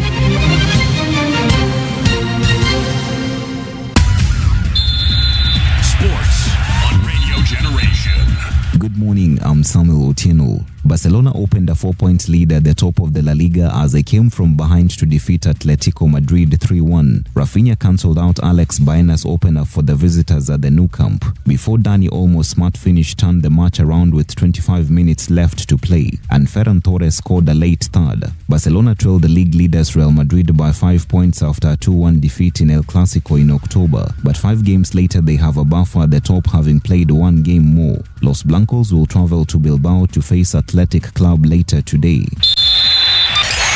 Serena Williams has filed the necessary paperwork for a return to tennis, but then said she's not coming back to the sport. The American great, who won 23 Grand Slam singles titles, retired after the 2022 US Open. The International Tennis Integrity Agency has confirmed that Williams is back on the list of players registered for the drug testing pool.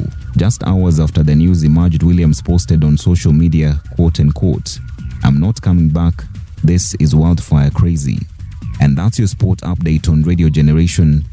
Good morning, I'm Samuel Otieno. Sports on Radio Generation. The views and opinions expressed on this program are those of the guests and do not necessarily reflect the views of Radio Generation. Radio Generation assumes no responsibility or liability for the interviewee's views. This is Radio Generation. In the beginning, there was morning radio. But Now there is Radio Generations, the people's breakfast. Curious and bold, getting facts from the shadows. That's what it is. Now, as the city wakes and secrets stir, a bright new voice shines. The people's breakfast. Your morning, your voice, your journey. Good morning. Good morning, my neighbor. Welcome to the home of hard truths and bold insights. Radio Generation. Welcome back. This is Radio Generation. The time right now is 8 minutes past 8 o'clock on the People's Breakfast on Radio Generation. We are on 88.8 FM in Nairobi, 90.7 in Mombasa. And like I usually tell you, we are internationally accepted on radiogeneration.co.ke. In the studio right now, apart from myself and Siti Muga, we also do have the Honorable Hamida Kibwana. She's a nominated senator and commissioner at the ODM party NEC. And she's also in the Health and Trade Committees of the Senate. Mheshimiwa, karibu tena sana to Radio Generation. Asante sana kwa kunikaribisha. Naam. I'm enjoying this space. Yeah. glad you are. Glad you are. Now, let's get straight into it. But before we get into that, I just want to ask you something that is currently being, do I say celebrated or being observed? The 16 days of activism on gender-based violence. And I know this is something that Parliament, both Senate and the lower house, are very, very passionate about, as far as, just ensuring that ladies, girls are safe in this country on matters to do with gender-based violence. What are your thoughts on this particular activism period? GBV. Seriously, when I talk about it nowadays, it breaks my heart. Looking at what the world has come to and what our girls are going through, and maybe just our girls, you never know about the other side, gender, but each time when you talk about gender, it falls on women first. It's there's also a part of mental health. Actually it plays a big role. That anytime the girl child now is quite empowered. Yes. And so you may find the anger, the bile that comes out, from the male side or the boy child is quite, should I say, that bile, it's bad. So of course it turns to mental health status, and there we are, so we find the killings, the femicide part of it, and everything is quite. But we are hoping and in fact, I'm doing a bill on GBV. Oh. Yes. Okay. And I'm trying also to defend. In fact, I have a thesis on GBV also. I'm defending my thesis now. And I also looked at Kilifi. I decided to, in thesis you have to, of course, peg your research, spot, exactly, your research in one spot. So I decided to take Kilifi County. Kilifi County, I was looking at even the incest part of it, the incest part of it, early marriage and everything. And so it turns out to be lethal at times. And I'm hoping and praying that this, the promise of tomorrow shall, go to pass, that we shall, should I even use the name, eradicate this GBV. Yeah. But what are we doing about it? Because how are we also not just protecting the women, but even talking to the boy child, because they have been left all by themselves. We are talking too much to the girls, we're forgetting the boys. Exactly. And then of course, job creation and everything. When you're broke, when you're hungry, then you're angry. So it turns out to be, the person turns out to be violent. So I feel strongly that we really need to work on the boy child. Violence on female politicians as well during the campaign trail, when they're seeking elective office, and actually that is part of the reason why we do not have as many women in politics as we would like. Oh, let me tell you, I'm looking now that, when I got into politics. Yes. To be honest, I keep on saying that I have a culture shock. I got a culture shock because I came from the UN world, and then, I decided, okay, now let me dump myself in this. Anyone can do anything to climb up the ladder, meaning kanyaga wewe atakukanyaga, step on you, do whatever, and push. Afike juu. And so it doesn't matter what it takes for a man, to push you down. But then, since they feel that the weaker sex is a woman, let them bring them down. How can a woman, come up? How can a woman do, better than, any man? And I feel that, when we look at some visions, focus. The focus is just we don't think beyond as politicians at times. We find ni hapa tu hii stage ni nataka nataka like hyena. Hakuna kukosa. So that's a kind of life that we lead, and I'm really hoping I'm really hoping that this female person, of course, that's why we find ourselves now getting aggressive. Yes. Because utagongo utafanya nini, and you're saying I can't stay down. Even me, let's move. And they're trying to get money. You're trying to get money. Those long days, they were in the bars looking for money, and a woman cannot go. But nowadays, a woman is macho. She's there throughout. Mheshimiwa, why did you get into politics? Oh no, let me back a bit. What are the politely? What are the steps that led you to join politics? Great. That's a good question. Baba Raila Amolo Odinga. While I was with the UN for many years, I think after serving about 12 to 14 years.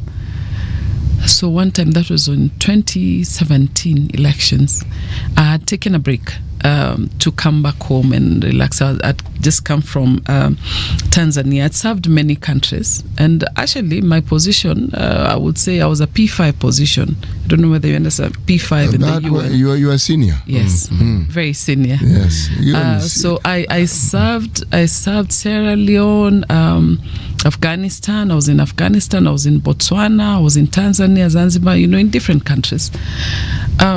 So when I'd taken a break, Mheshimiwa Jacob Midio was a good friend. And so he said, Hamida, you're here. And actually my background is elections advisor.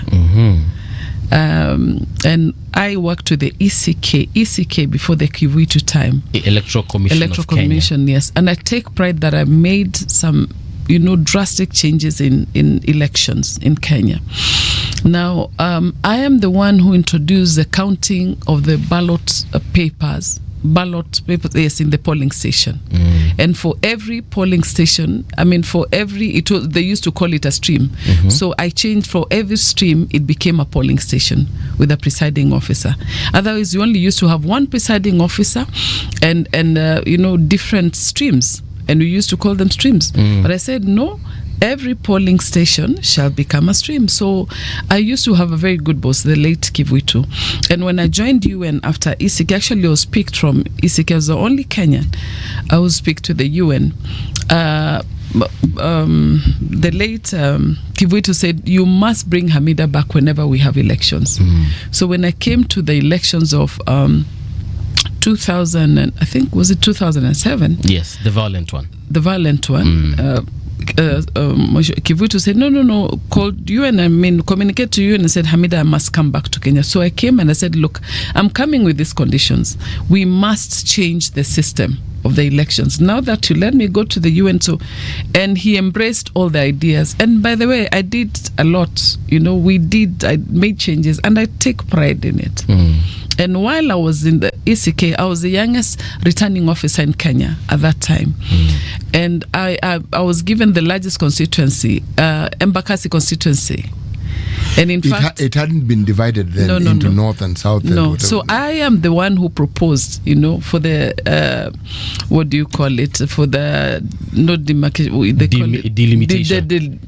The delimitation, yes, of the 4 constituency.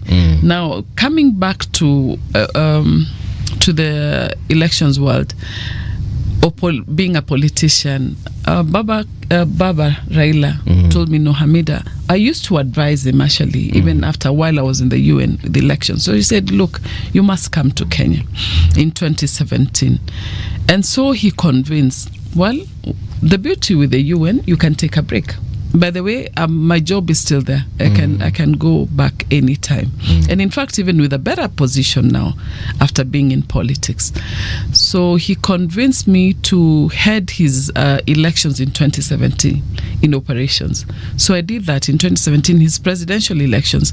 Actually, whenever you look at the nomination of Baba in 2017 and 2018, I'm the one who was collecting signatures, the whole country and everything, and advised him on good matters. Even in 2017, where we had the Justice Maraga, when everyone had lost hope, I told them, no, we have won the elections, and this is exactly what we are going to do. And we actually, we worked on the Form 34A and 34B in my house, because, everywhere, there was security and they were harassing everywhere. I said, we'll do them in my house. And everything that went there, and we changed the elections. I take pride in that. So he convinced me to join him, and then in 2022 he said, no, I have to nominate you as a politician. Before that, my mother was a politician, but I believed I wasn't going to be one. She died 17 years ago, and one time she told me, you're going to be a politician. I told her, no, I hated politics. Why? With my heart and soul. Your mom told you you're going to be a politician. My mother was the first Muslim woman politician in Kenya.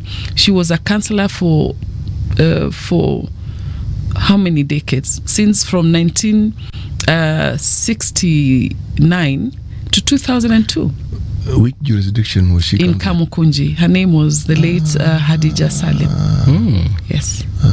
So now you know how she got into politics. It's very important to understand why someone gets into politics, because it explains to you the ethos of their politicking and how they think and how they look at politics, and more importantly, how they look at their role in whatever it is that they're doing.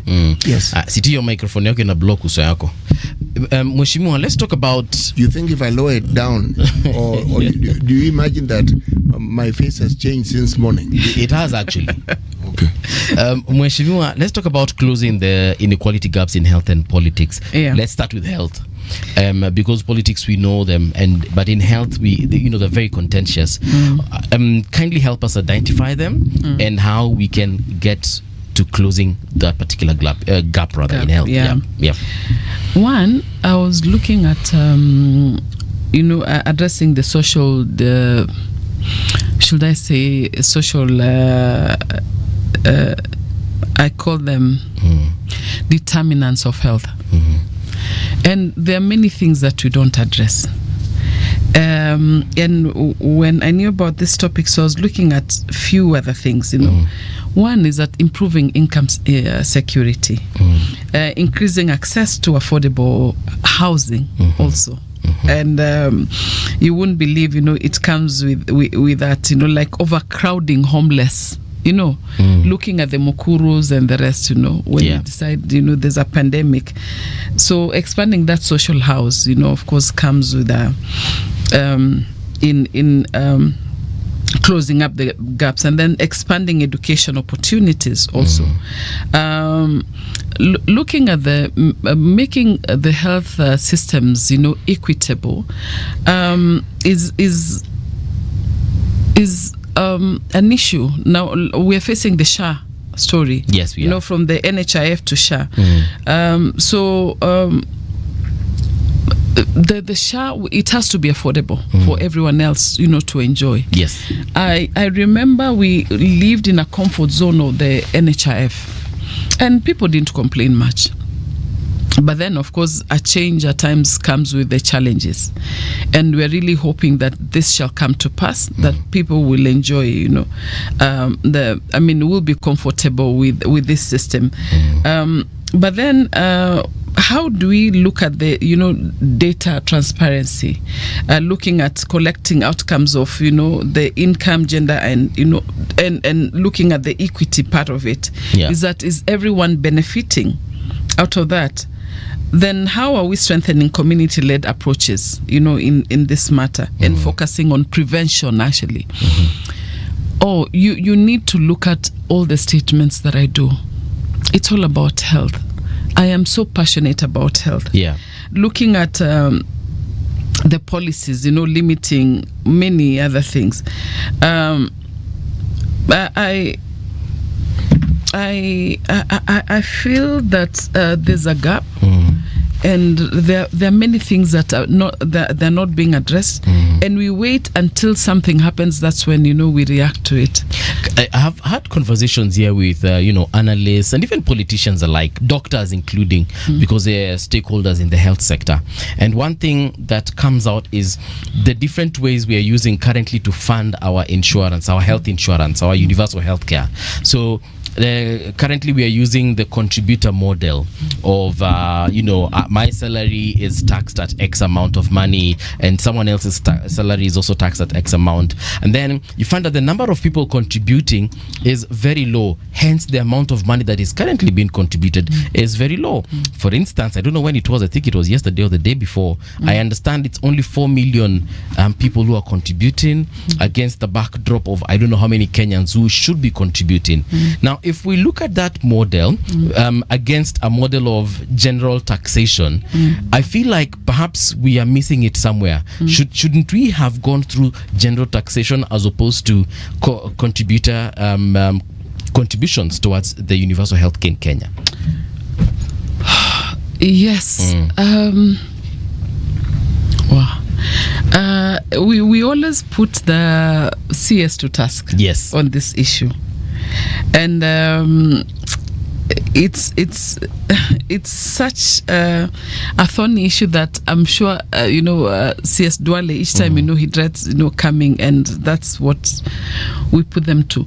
But I would also long time we used to have clinics,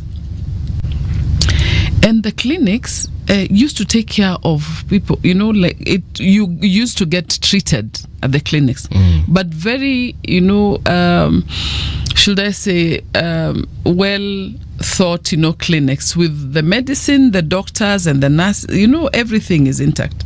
So we didn't have, and it used to be affordable, and we had special clinics like in Jericho, in Pumwani, in different areas where you go there and get treated. So you don't have to queue at the Kenyatta Hospital or any other hospital. So why don't we get back to that? I would really wish to look at counties where we'd have such kind of clinics that will take care of such and to be honest, when we talk about SHA and everything, we'll be here forever, because it's seriously it's a story to tell. But I am positive on this one. I'm really positive that it's going to work. I'm really positive that, but then of course whoever introduced the SHA maybe never knew that these challenges were going to be there, or they never knew that we are going to face this kind of craze. But then, and whoever the president also is also advised on such issues. I'm really hoping we get into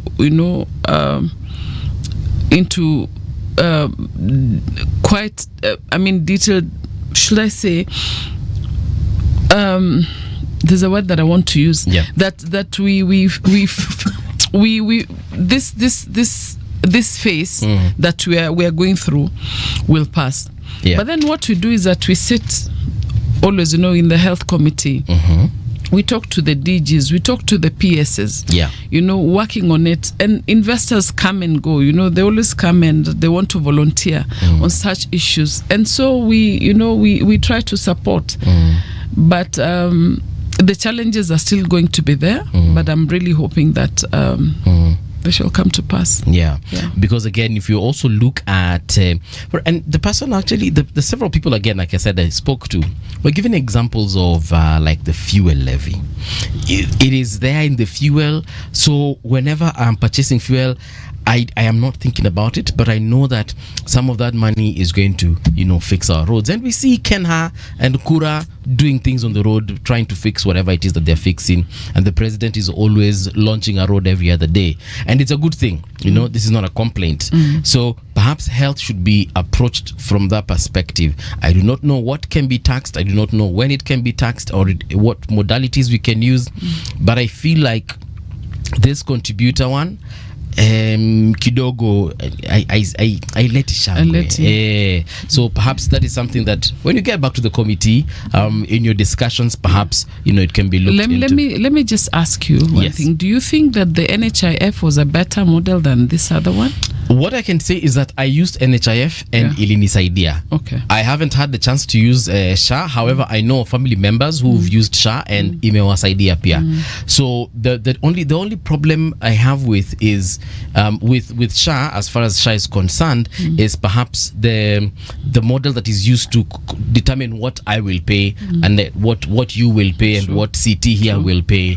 That one, I feel it disadvantages a lot of people, and also in that process kuna watu wengi sana wanapata njia ya kutoroka, because if a millionaire is going to be taxed differently from someone who's earning 20,000 shillings, again we are dividing people in classes, and I don't think that's okay. I agree with you because for example, the guys who go for dialysis, yes, NHIF used to pay for everything, for all maybe the 3 dialysis per week.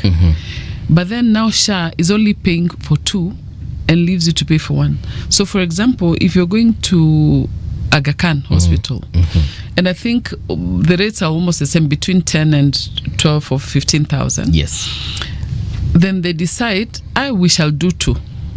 But then you pay for 1, per week if you're doing 3. Yes. Or at times, if you're doing 2, they'll tell you, no, we'll pay 1. And then, 1 you pay for yourself. So I'm looking at those who are unable to pay. Yes. Like right now, I have a relative that I really have to support all the time.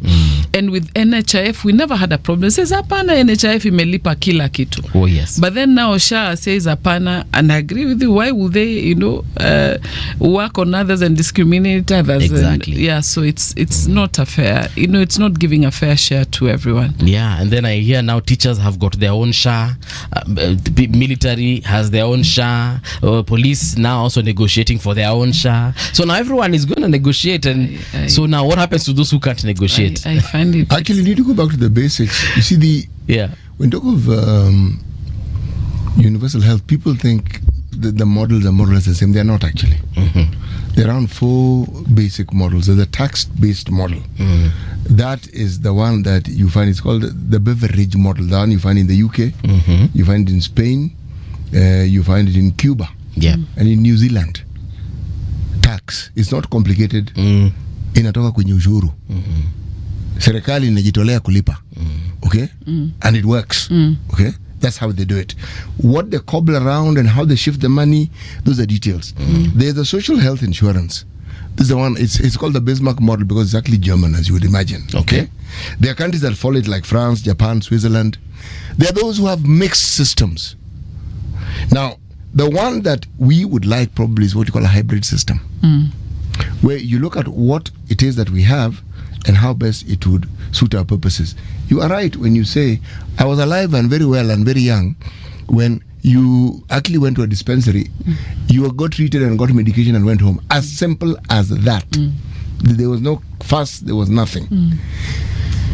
If you look at the business models we've had for providing social health, as we call it, NHIF was not bad. But the thing about any system, with the time, it often requires an upgrade. Whether it requires a complete overhaul is a completely different story. But an upgrade, and that's where the hybrid nature of it comes along, because NHIF served a certain population at a certain time when certain needs were there. In those days, some of the non-communicable diseases that we now suffer from, and that of which the prevalence is high, were not only not common, they were not known. there are certain challenges that then come about in a country like ours where you've devolved health. Now that brings about a completely different ball game, because in many of the models that you speak of, the countries you speak of, it is a national model. It is not a county model. Okay, so again, that SHA works or doesn't work is not a question of whether the system in and of itself is a bad one. No. And it isn't as though the implementation is problematic. The implementation of any new project is always problematic. The problem is that was never mentioned. The impression that was given was that it will be implemented and it will work swimmingly on day one. Nothing ever works like that. Even the process itself was not even understood. People talk of SHA. SHA is the authority. The model runs on a three-legged stool. Primary health. You're talking about SHIF, which is SHIF, these non-communicable diseases, and emergency care. Now, emergency care and primary health care was supposed to be funded by the government. SHIF, this one, which is equivalent of NHIF, that is where the contribution comes in. Okay? So when one talks about the problems of SHA, you have to segregate it and ask, what exactly are you talking about? SHA isn't, it's the authority. It is these three legs of this particular system where you will find a problem. Now, again, if you look at the model that we currently have with regards to SHA, there's mixed information. There are those who will tell you it works. They never quite tell you what is working. The conversation around SHA, in my opinion, they seemed to have been a narrative that was being spun that it doesn't work. But it wasn't just SHA. The narrative was that everything about this government doesn't work. And then yet you'd find people saying, but I actually have SHA and it works. And somebody, I had this and it works. Any new system will take time to work, and one goes through stages. There's a county that is mentioned in our conversation with regards to healthcare and how it works. Murang'a. People come from other counties to go to Murang'a to receive healthcare because SHA actually works there. But they will inform you, this works this way, this one you need to go here. If you have an emergency care for non-communicable disease and you go to where you provide primary health care, you're talking about level 2 and 3, they'll tell you, no, that we don't manage here. If it's not communicated clearly, you'll think it isn't working. And yet they've told you, what they mean to tell you is, go to a level 4 or 5 hospital. That's where this will be taken care of. The discussion around this particular process, unfortunately, has been staggered and it has been vague in certain instances. And that is why people have gone on and filled in blanks. So the predominant narrative has been for the longest time it isn't working. And yet, evidence doesn't quite support that particular narrative. Yes. Actually,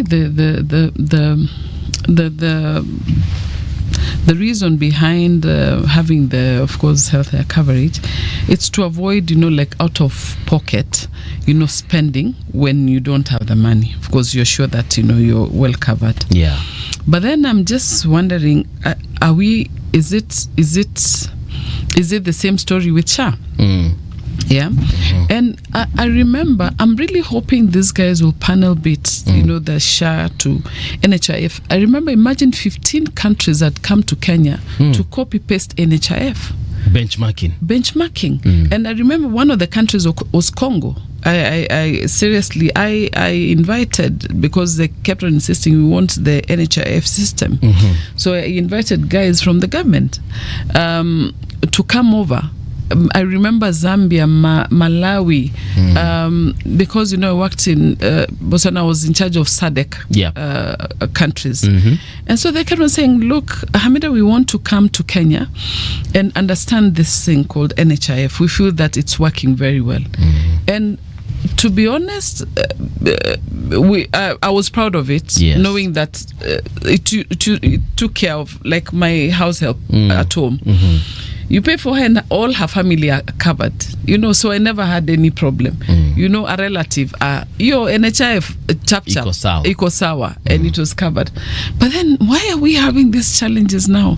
And let's discuss about it openly.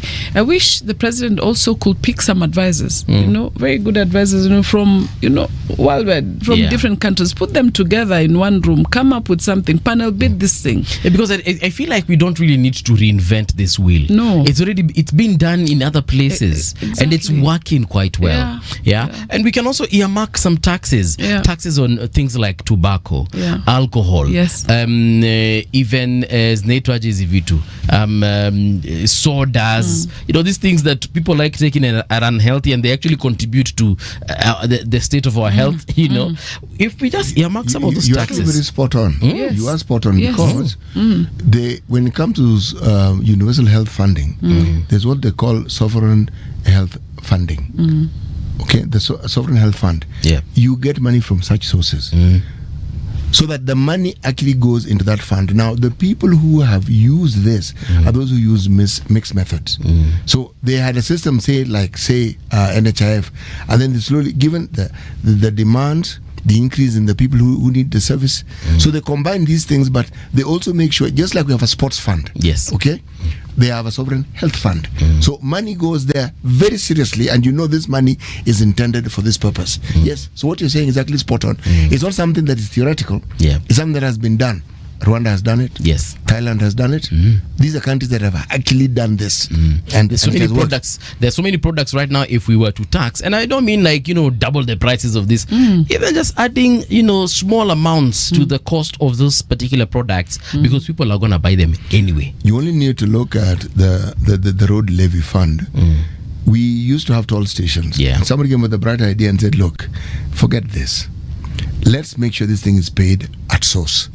Everyone fuels before they use the road. So you simply add that small percentage of fuel, so everybody pays for it. And then you have this nice huge fund, that we are now beginning to securitize, but the fund exists. The same can be done for health.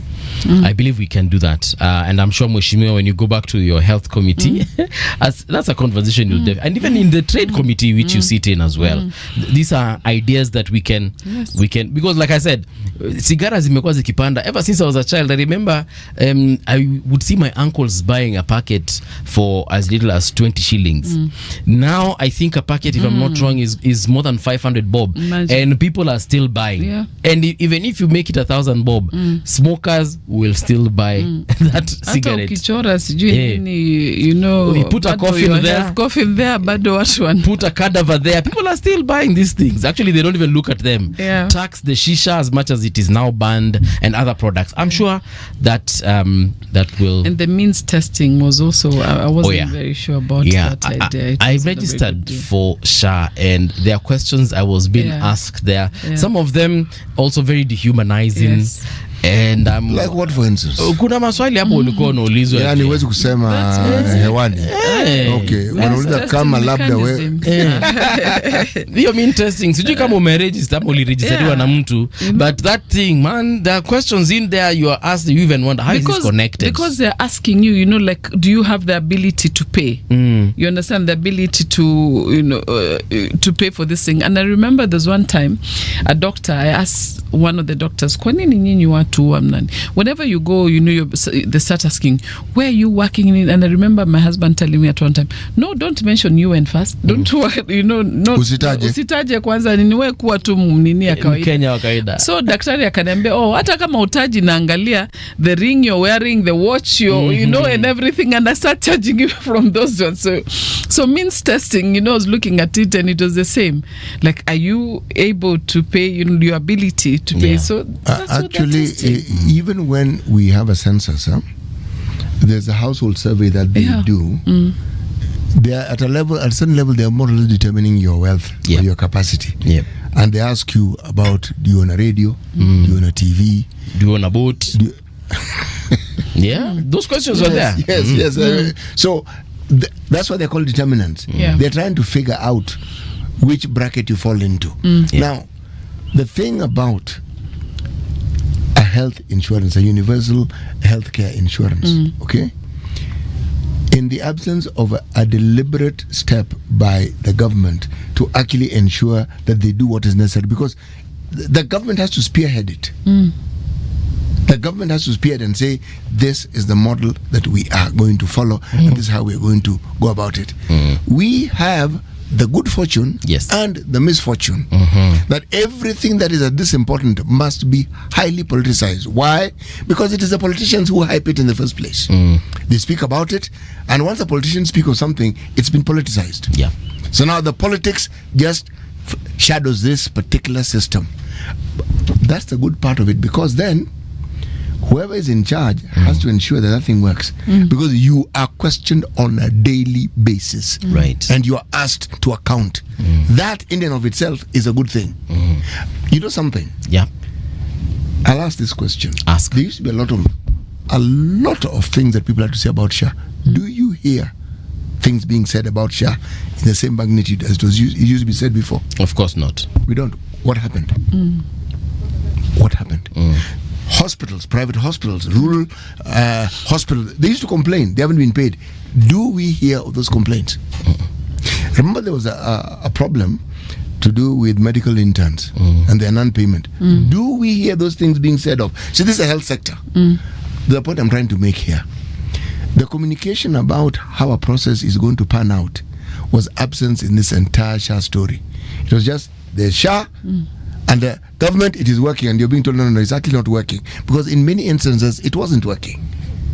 Now, if we're going to talk about universal healthcare, remember we piloted universal healthcare. I think it was in 4 count. Piloted.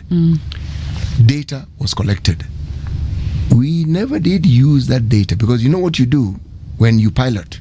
The pilot process informs you of what next to do. You start with 4, then you move to maybe 12 counties. By the time you get to maybe 20 counties, you have a fair representation of the counties of this particular nation. So when you say this is what we ought to do, you will have clarity as to what to do. Now, whether the people who proposed SHA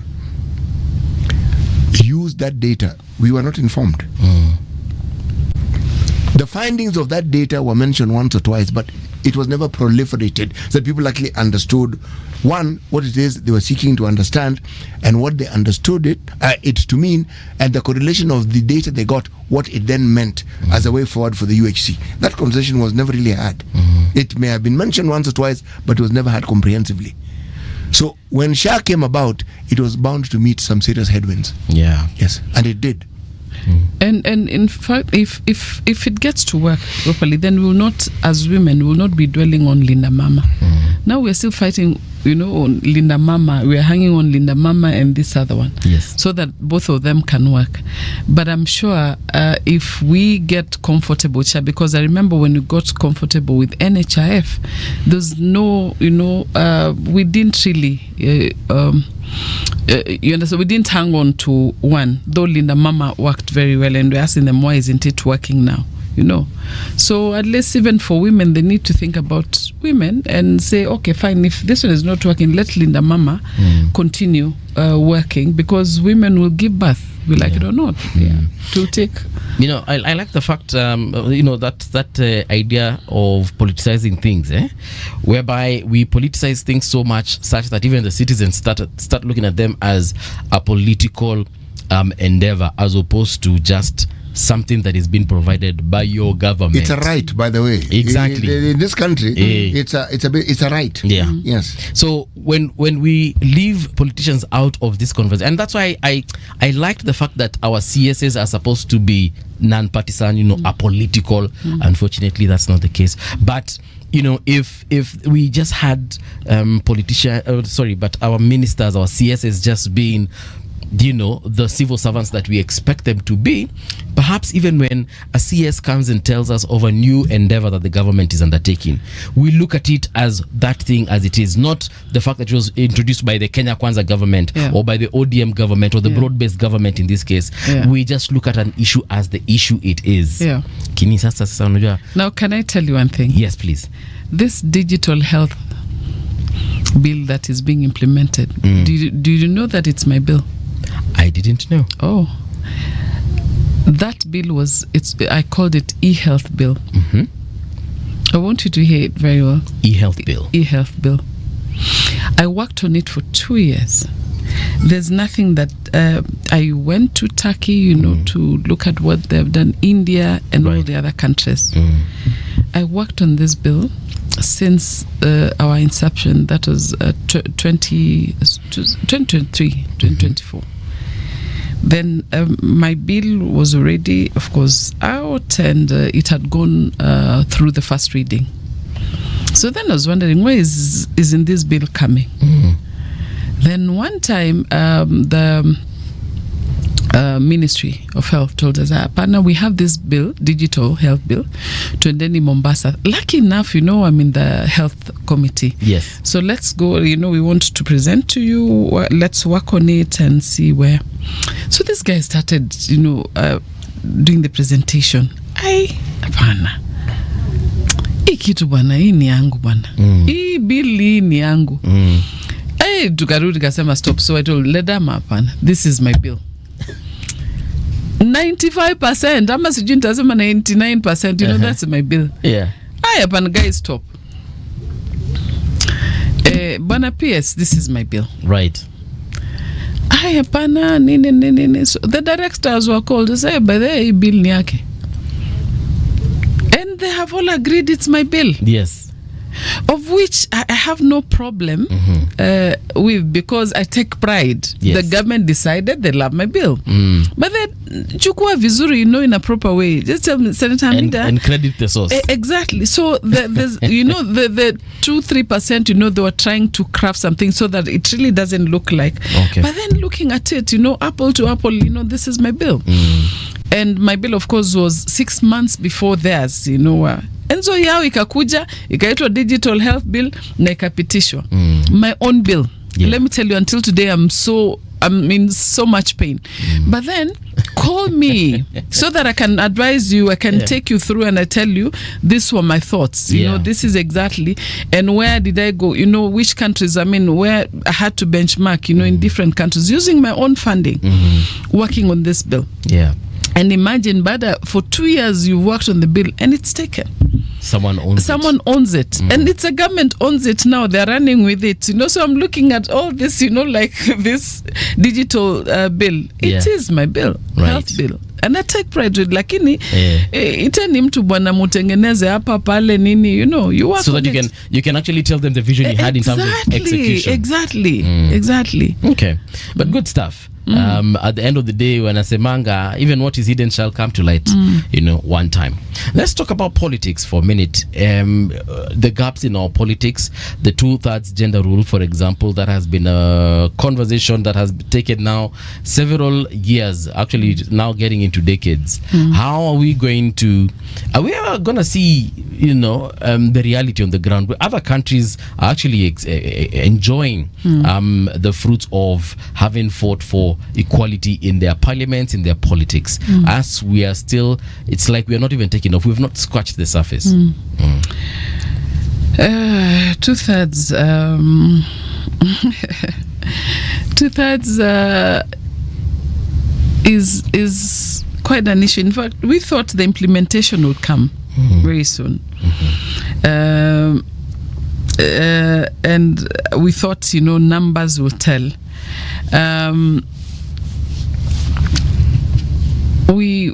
In fact, we have been meeting throughout, and we, the other day we said, no, now we need to compel, we need a sit-in with the president for them to give us the way forward. So far, I wish they could just bridge that gap. And I'm sure it's going to be, I don't think it should be an issue for them to work on it. We, each time we discuss about it, it's like we want to enforce it. But then I realize also when it comes to gender and when it comes to our men, when we talk about the gender, definitely, they would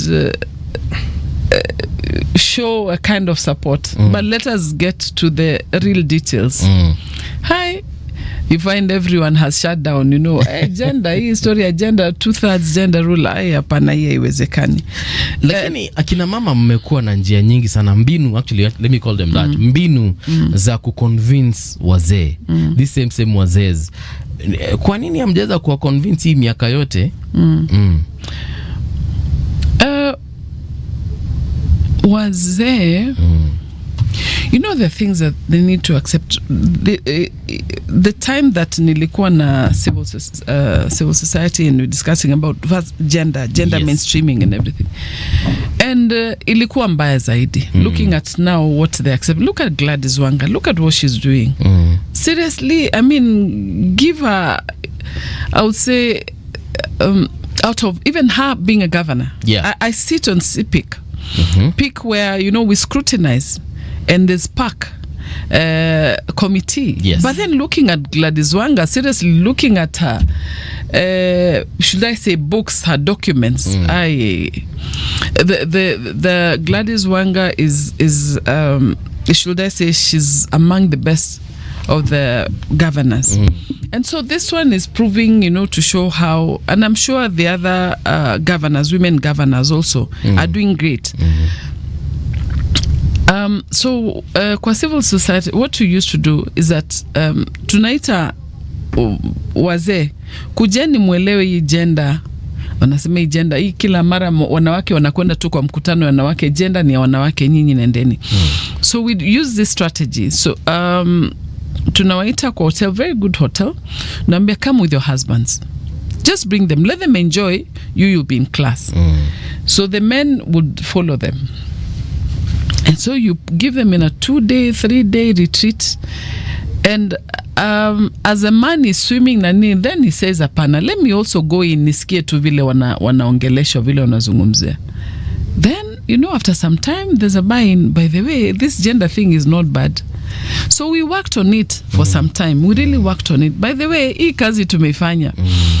I remember the many tear gas, you know, when you're doing the constitution. Yes. That tulipata. And I remember one time someone was saying, by the way, you women, you need to be at the front because they don't touch women. So watch at one time when we were hit so hard, you know, they were even spreading our legs and doing all kind of things. And by the time, you know, the constitution, because as we were working on the constitution, of course, for us, we were working, you know, of course, we were fighting for the 2/3. And so we were involved fully. The Amos Wako, you know, the draft, the what. So we were there throughout. But for me, I feel it's not a bad space that we're in. And I'm sure within a couple of years, and if the president is focused, we'll get to the 2/3. So you're saying that the president plays a big role as far as achieving this dream is concerned? Yes, definitely. Definitely. He has a hand on it. Yeah. Because, you know, City, I look at the situations we're facing in this country. If the president can whip MPs, you know, to vote on certain bills and agree on certain things, and the country takes a certain direction because he's able to whip MPs. I don't know why I'm calling them MCs. It's because I'm an MC. MPs, MCAs, and senators. You know, if the president decided today, we implement this thing, we can implement it. We can, and we could, but. If we're talking about universal healthcare, UHC, and its implementation, it doesn't matter how you look at it, it must involve money. Yeah. I'm actually talking about the 2/3 gender rule. The 2/3 gender rule is a political issue, and it is infinitely harder than whipping MPs. Yeah. Because we already have women reps, or woman rep as we call them, all right? For the 2/3 number to be reached, people need to vote. Okay? So how do you get people to vote? Yeah. The affirmative action that the woman rep position represents was to showcase a position that women have within parliament, elected position, and what it is that they could do. Okay? Have we seen a number of women being elected into positions, political positions? Yes, we have. Have we reached have we managed to reach that threshold? No, we haven't. Okay? So the question is, what do we need to do? The women clearly are playing their part, but what role must men play in ensuring that women who are actually capable, men who are probably more capable than the men who vie for these positions, are elected to these particular positions? Mheshimiwa, you're right. There is a role the president can play. What exactly is what I don't know, but I'm certain there's a role he can play. Yeah.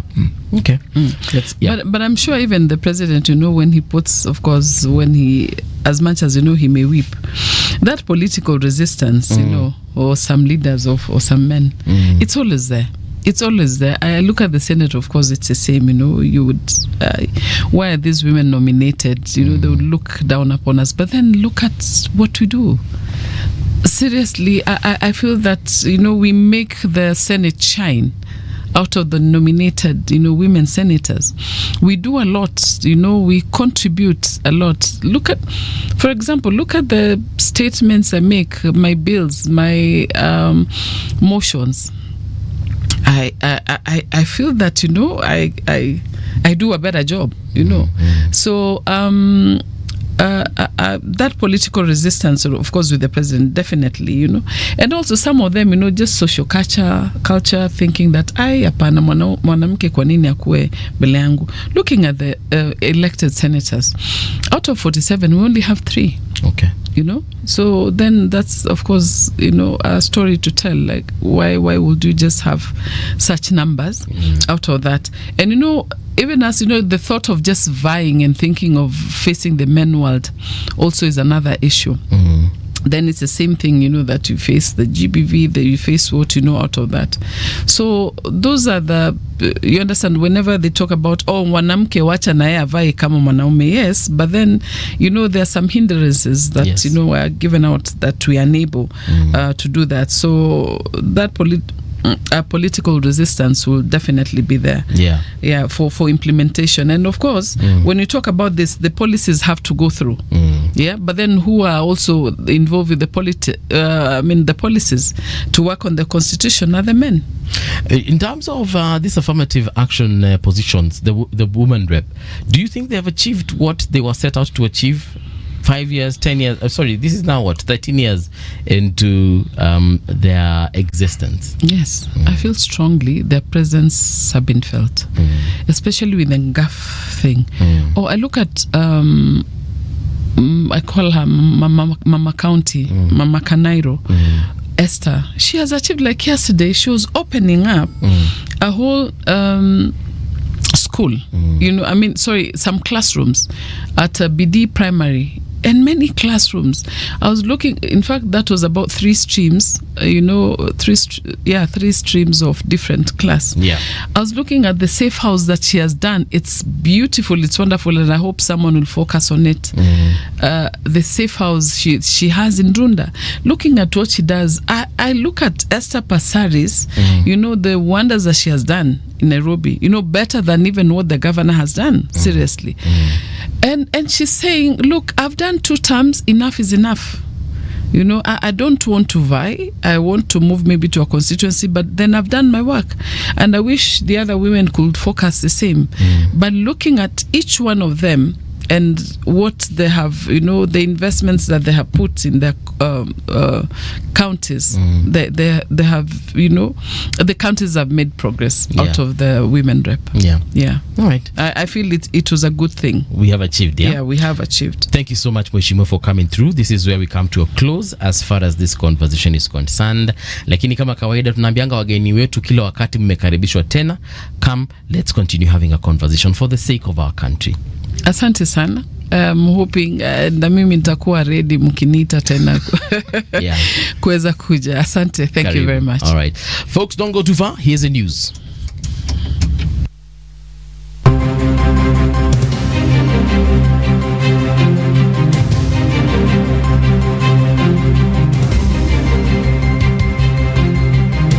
This is the Radio Generation News. Good morning, I'm Winnie Maganga. Interior CS Kipchumba Murkomen has admitted that certain individuals within the police service, government offices and political circles are aiding criminal gangs across the country. He warned that the state will not protect anyone involved in such activities. Speaking during an interview on Citizen TV, Murkomen cited the recent by-election unrest, noting instances where police officers were seen interacting casually with machete-wielding individuals. You saw over the weekend that there was a police officer also greeting while smiling and laughing. One of the guys was carrying a machete and waving a panga. And the IG is in the process of ensuring that those police officers are held into account. We cannot lie that, you see, we can't lie that there is a problem also among police officers or even government officers or even politicians, including those who are in government side. This is not something that is confined to you being in opposition. As I've told you, there are people who even support government, but they invest in gangs. The judiciary has proposed a 49 billion Kenya shillings budget for the upcoming financial year to enhance court operations, expand infrastructure, and accelerate digital services across the country, Chief Registrar Winfrida Mokaya said on Monday during a public budget forum in Nairobi that insufficient funding has slowed down court expansion projects to deliver services efficiently. She pointed out that Nairobi courts face immense pressure, managing almost a quarter of all cases in Kenya. The Association of Media Women in Kenya chairperson Robi Kokio-Chieng is calling on Kenyans to rethink traditional gender roles. Speaking during an interview on Radio Generation on Wednesday, she linked the rise in gender-based violence to entrenched cultural norms, economic stress, and deeply rooted attitudes that continue to shape behavior within households and communities. Ochieng emphasized the need for open conversations at home, a fair sharing of responsibilities, and greater male involvement in childcare, saying such steps are critical in preventing harm. Because of these dynamics, then people just have to kind of alter behaviors so that people can live in harmony. I've read somewhere on the internet that, men want peace, but they have one wife, two girlfriends, I don't know what. So many, more drama than is necessary. And that simply says that why not simplify things by being more, sensitized to, psychological issues you impose on others, because people are nowadays talking about things like traumas, cultures that maybe might not be useful in this form and time. So it's important that as we talk about the 16 days of gender activism, to also say that gender is not just about women, it's also about men, it's about everybody in the society, it's about children. New details emerge at the Mombasa High Court on Tuesday in the murder trial of Pastor Paul Mackenzie and 30 co-accused. This is after the ODPP submitted 88 post-mortem reports to support claims that victims died as a result of the preacher's controversial teachings. One witness, 60-year-old Titus Ngonyo, recounted how he lost 4 family members in Shakahola, saying Mackenzie's doctrines played a direct role. He testified that he first noticed troubling behavior in 2019 when his wife, Esther Mbila, began rejecting the idea of their children receiving any form of education. And that's the truth on Radio Generation. Good morning. I'm Winnie Maganga.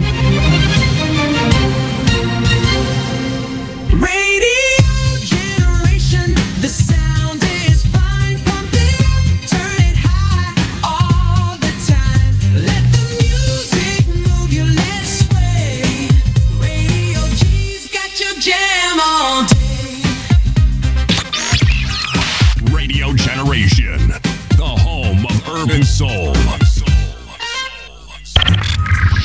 When leaders speak, can you listen? Somebody has asked me what I would advise the president to do in this deteriorating state of affairs. I'm happy I'm not his advisor. And every morning they speak here on the People's Breakfast. Wanataka kufunga midomo yetu tusije tukazungumze yale ambao tunaona yanaendelea. Wanataka kuuza mali ya Wakenya kiolela. Don't miss former Chief Justice David Maraga on the People's Breakfast tomorrow morning on Radio Generation 88.8 Nairobi. The views and opinions expressed on this program are those of the guests and do not necessarily reflect the views of Radio Generation. Radio Generation assumes no responsibility or liability for the interviewee's views. This is Radio Generation.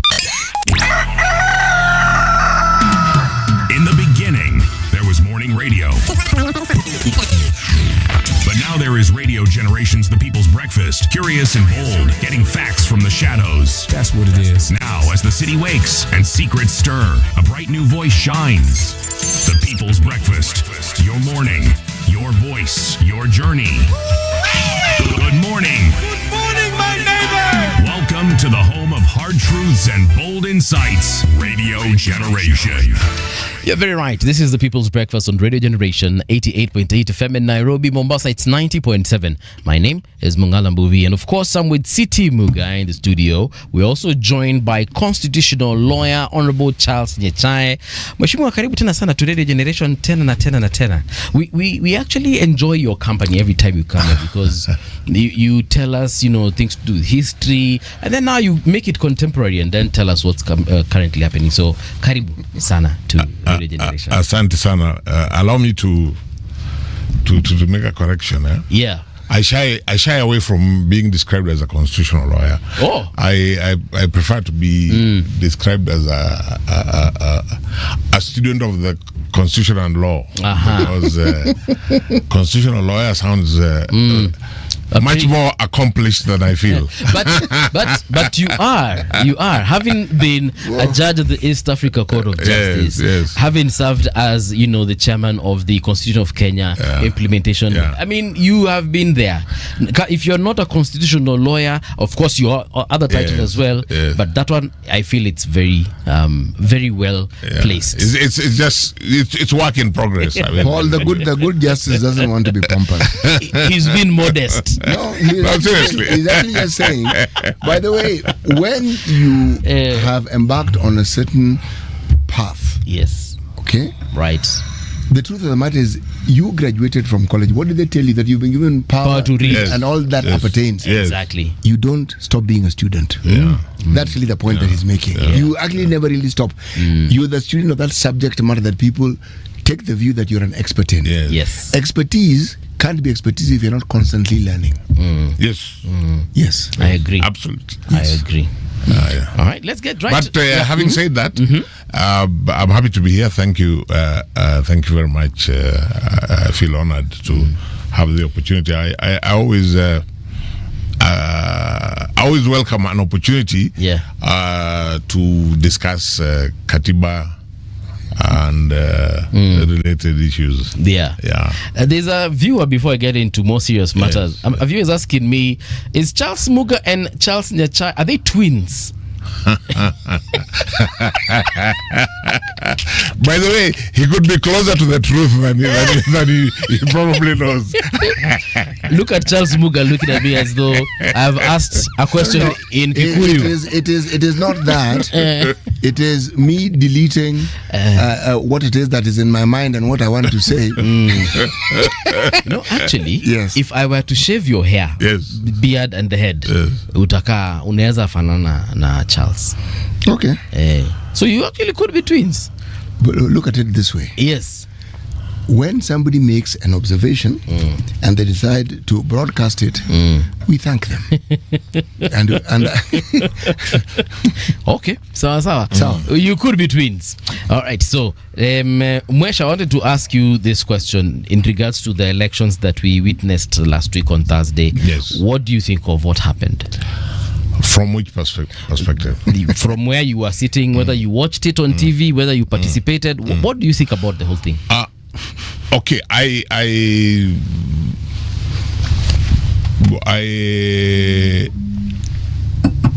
made a couple of observations. One of the major observations that I made is sadly there was too much violence.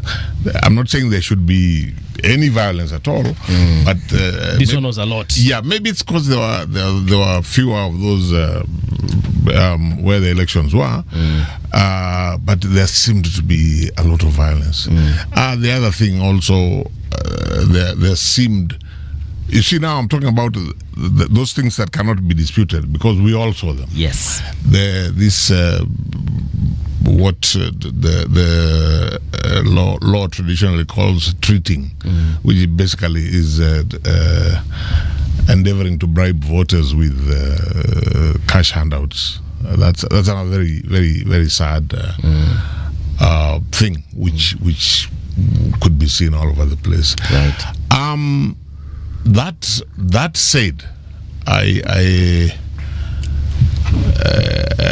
try in my mind to separate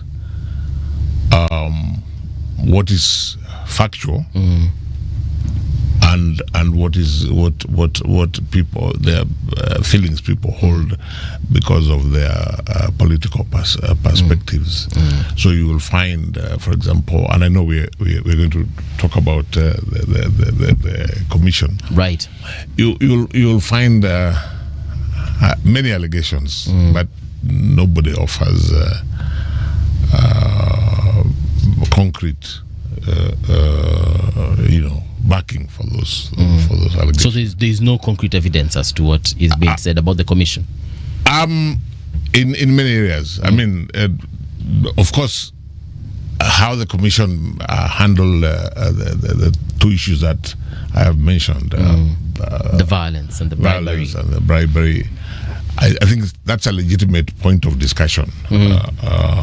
But the other things, the allegations you read about, but that's just what they are. But what really can the commission do about the violence? Because I don't know.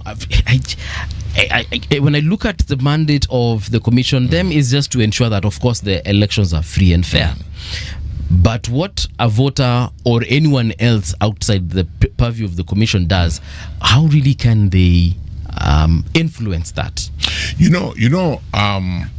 The commission gets a lot of beating, and perhaps it's understandable because its mandate is to manage the electoral process. But for us to have elections as are contemplated by the Constitution, there are a lot of players who must, do their part, including the police. Including the police, right? Including bodies that are charged, for example, the issue of corruption and so on. But most importantly, including wananchi themselves, because it's not IEBC who are seen creating violence or fighting out there. It's not IEBC which was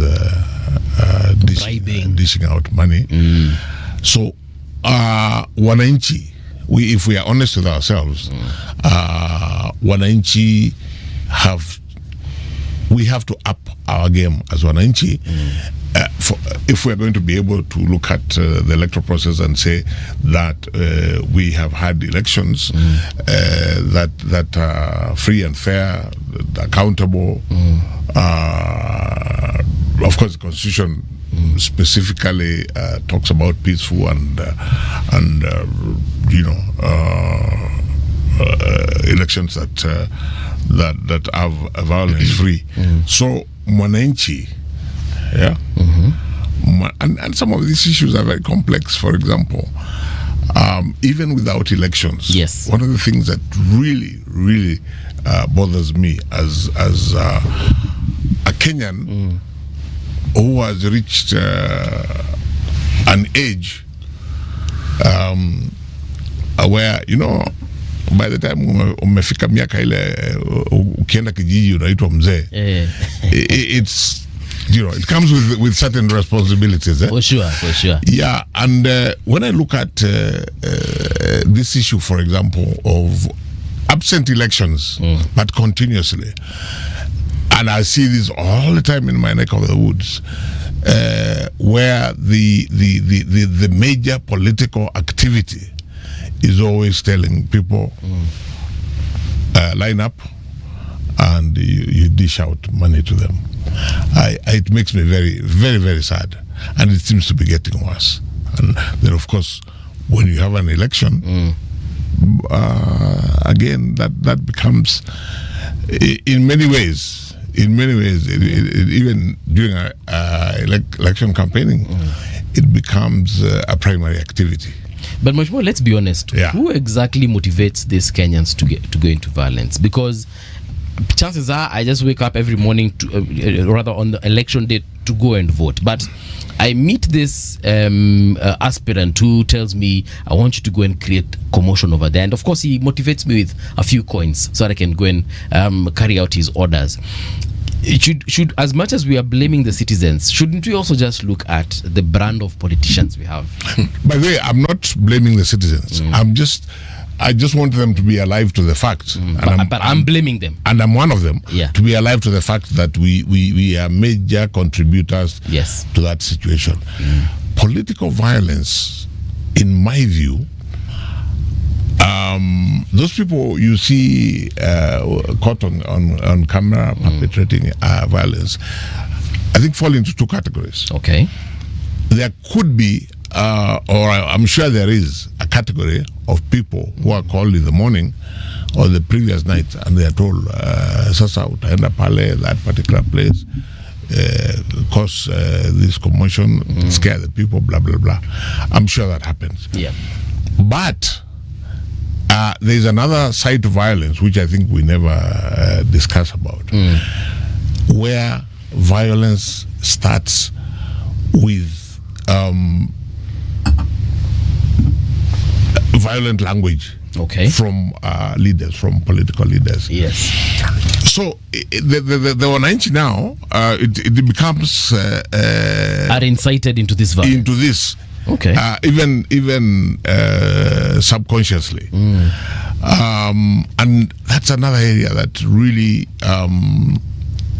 leaders need to be held accountable. And in my view, it's across the board. It's every political formation. Very few, and one can probably you can probably identify them. Very few of the political leaders, the leaders of parties and so on, very few of them remain what I would describe as completely civil in their engagement.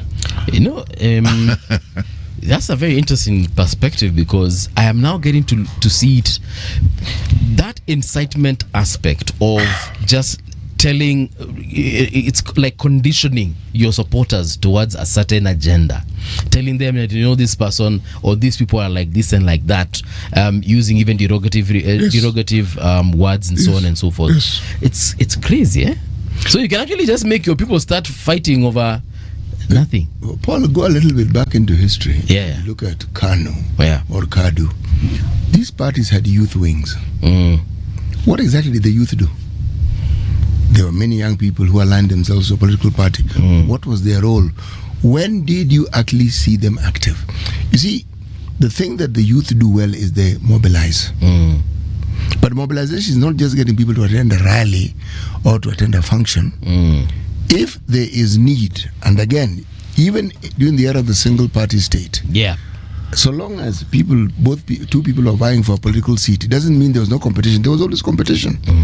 Who do you think were engaged by these politicians to try and get the better of one or whoever it is who their opponent? There was one thing about that particular era that I liked. When people were campaigning, you all campaigned to the same platform that was overseen by the district commissioner. Yes. You come and say, even if you're four of you, each of you will come and sell your agenda to the people at the same forum. Okay? It's something I really liked. I wish that was the case. Now, in such a case, the issue of bribery did not arise. You know why? Everybody's follower came to that particular forum. So there was a nice snapshot. The debate was balanced. Well, you're given an opportunity to talk, but sometimes you are not. Sometimes, sometimes depending on what you said, there are individuals who stood up to say and would say something against the government, and the DC would take away the microphone, and that would be the end of that. What I'm trying to say is this: the role of young people in politics in this country has always been aligned towards some form of violence. Now, when multipartyism came in, we actually devolved it because we devolved political parties and each political party had its youth wing. Now, the same activity. Why am I going into history? I am talking about the normalization of violence in our politics. That's what I'm talking about. We normalized it a long time ago. There are people who will, one, disrupt rallies of the opponents. There are people who will ensure that this particular person or anybody who dares oppose a certain individual is roughed up or discouraged thoroughly from actually participating. These are things we do not and we have not spoken loudly against, so we've normalized it. As for the bribery, I think you know my view. The citizenry, poverty notwithstanding, they have a choice to refuse. They do not refuse. Yes. So, they are willing participants. Nobody coerces you. You think people come to your house and force you to take 200 shillings? No, you leave your house and then you go and queue. Nobody's forced to go and queue. But Charles. Yes, please. In my view, everything you have said, I agree with. Except? But no, I don't. No. I just want to take it a little bit further. The solution, in my view, can only come from the leaders. I don't want to downplay that issue of poverty. You know what? In my neck of the woods, what I see regularly, say you go to a funeral, politicians come, the member of parliament will stand up, say, oh, you know, pole kwa hii familia. One statement. One statement. Sina mengi ya kusema. I'm going to another funeral mahali fulani, he names it. Lakini sasa the funeral is ongoing. Anasema kabla sijaenda si mnajua ile kimila yetu yale mambo tunafanya. He stands up and half the crowd, they follow him. The funeral is ongoing. They follow him. And you know, they line up, they're given whatever it is amount of money. So Charles, poverty is real.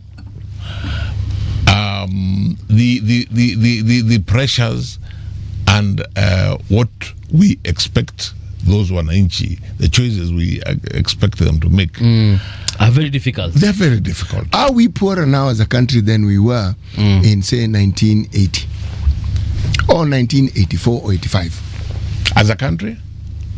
Yes, as a country. Are we poorer? Do you mean the citizens? No.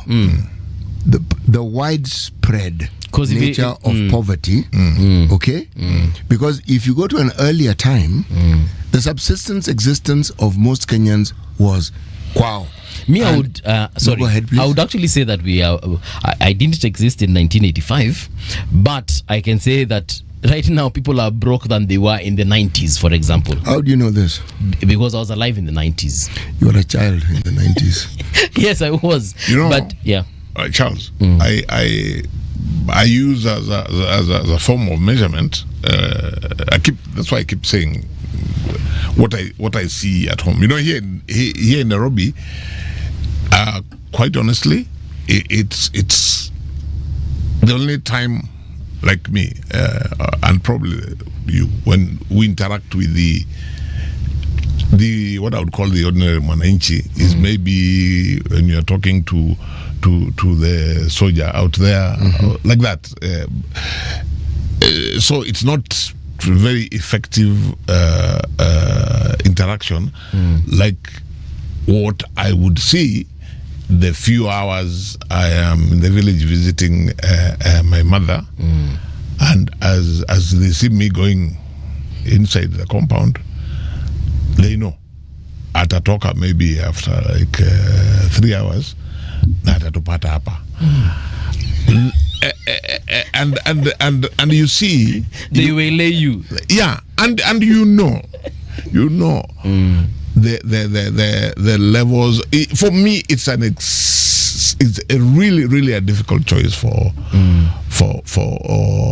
these people. I mean, even like I was saying, soldiers here in Nairobi, Charles, you know very well, we carry small change. Ni kweli? Unamsalimia ukitoka. Unamsalimia. Not because you have to, but you understand. You understand. Yeah. So now let us juxtapose this now into politics and the election cycle.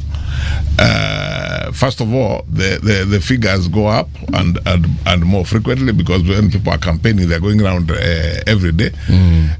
So the occasional. So if, for example, I went to campaign in my home constituency, you see, right now when I go to visit my mother, when I'm coming, those mamas, if I give them 200 shillings each, they're very, very happy, which also tells you that there's a serious issue. Now, if it was an election but cycle, it also tells you the Kenya shilling has more value at home than it does in town. For sure. That is true. Yes. That is true. That is true. You know, it took me a long time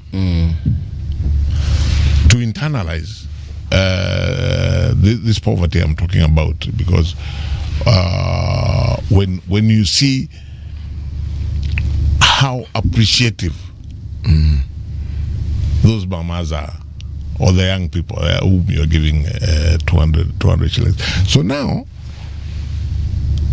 assume now I'm in the electoral cycle. Yes. Number one, I will be there longer and nizunguke more.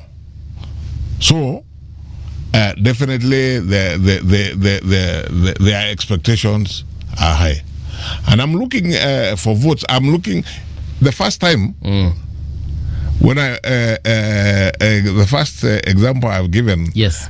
Me having gone to visit my mother. I'm not asking them for anything. Yep. I'm just seeing. You're going home. The home. These are our neighbors. I can see clearly this 200 shillings means a lot to them, so you give them.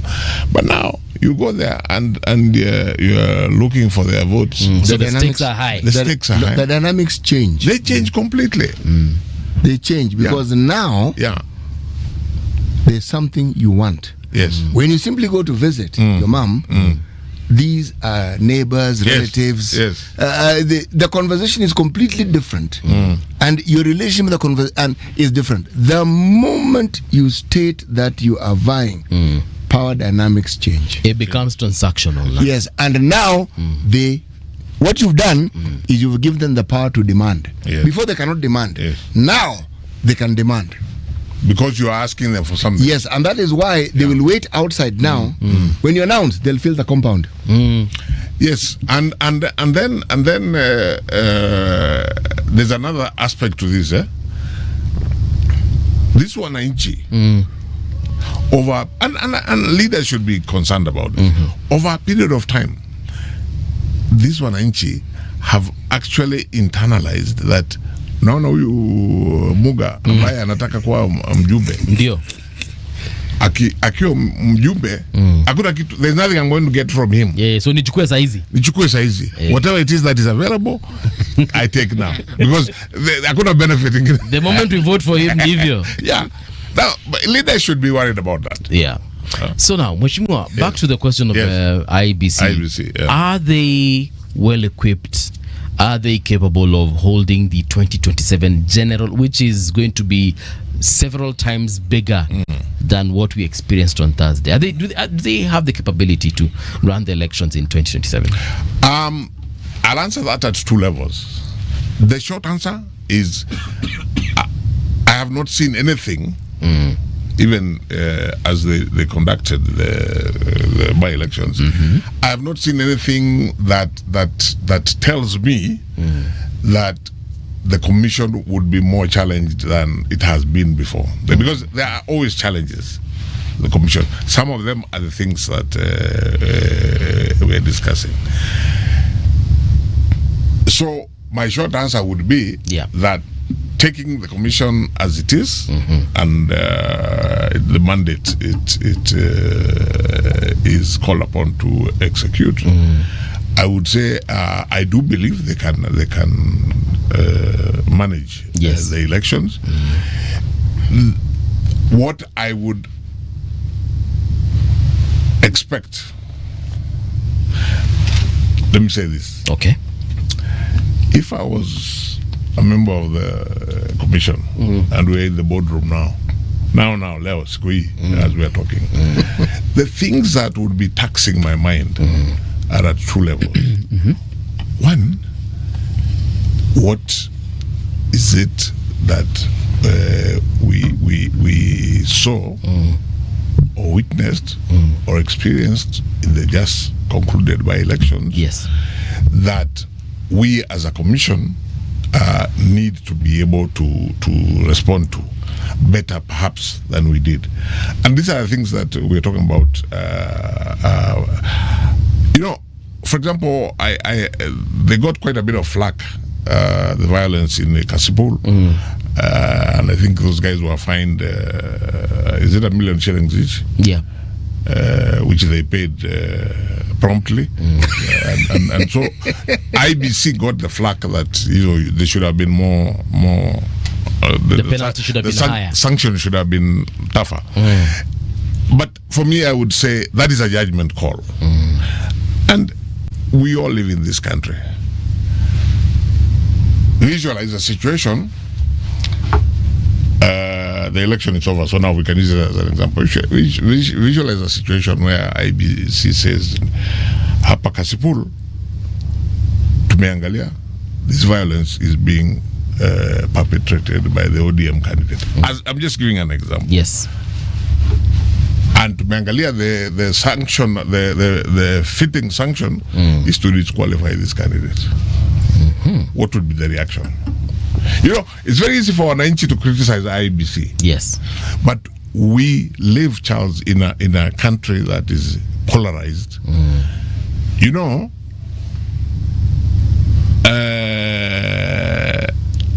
There are many people, commentators and so on. If you listen to them a month ago,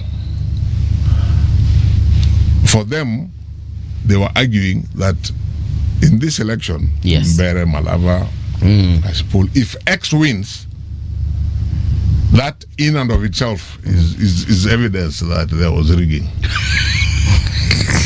There were serious people who... Oh, yeah. And it reminds me, you won't remember, but Charles will remember, the 92 elections. Of course, the opposition lost to Moi, and I remember them addressing the press conference after the results, and the late great Mzee Adonija Jaramogi Oginga Odinga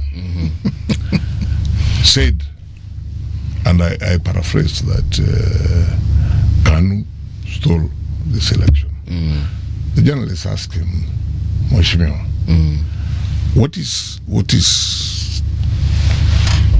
what demonstrates this theft? Yeah, well, what is it that enables you to arrive at this conclusion? Yeah. And Mzee said that what demonstrates that they stole is the fact that they won. Seriously. If they didn't steal, they would have lost. Without stealing. Yes. So I'm very wary. I'm very wary of some of the accusations against the commission where they are not substantiated. But to answer your question, yes, there is plenty that IEBC can observe from the just concluded by-elections. And it's not, some of the challenges have been there. And work on that. Because you asked me about the 27 election. Yes. Now, that's so. If I was in the boardroom there now, that's the first thing that I would be concerned about. The bigger thing that I would be concerned about, is there anything, or what is it that we can do to to bridge the trust deficit between us as a commission and wananchi, because that trust deficit is there, and I think it's there for historical reasons. So that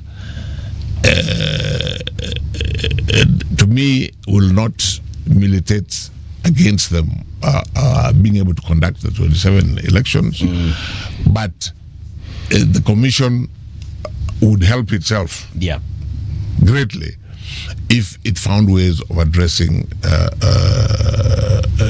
that trust deficit. And that trust deficit is historical. It's over a period of time, and people, we tend to think in black and white, and sometimes we introduce positions which are not factual, and they make that thinking worse.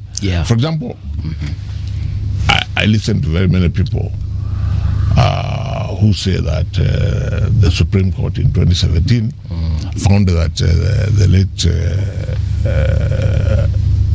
Mzee Raila Odinga had won that election, and that's why they nullified. Far from the truth. The Supreme Court looked at the law, and they looked at the election, and they said, no, there's a major requirement here of this election.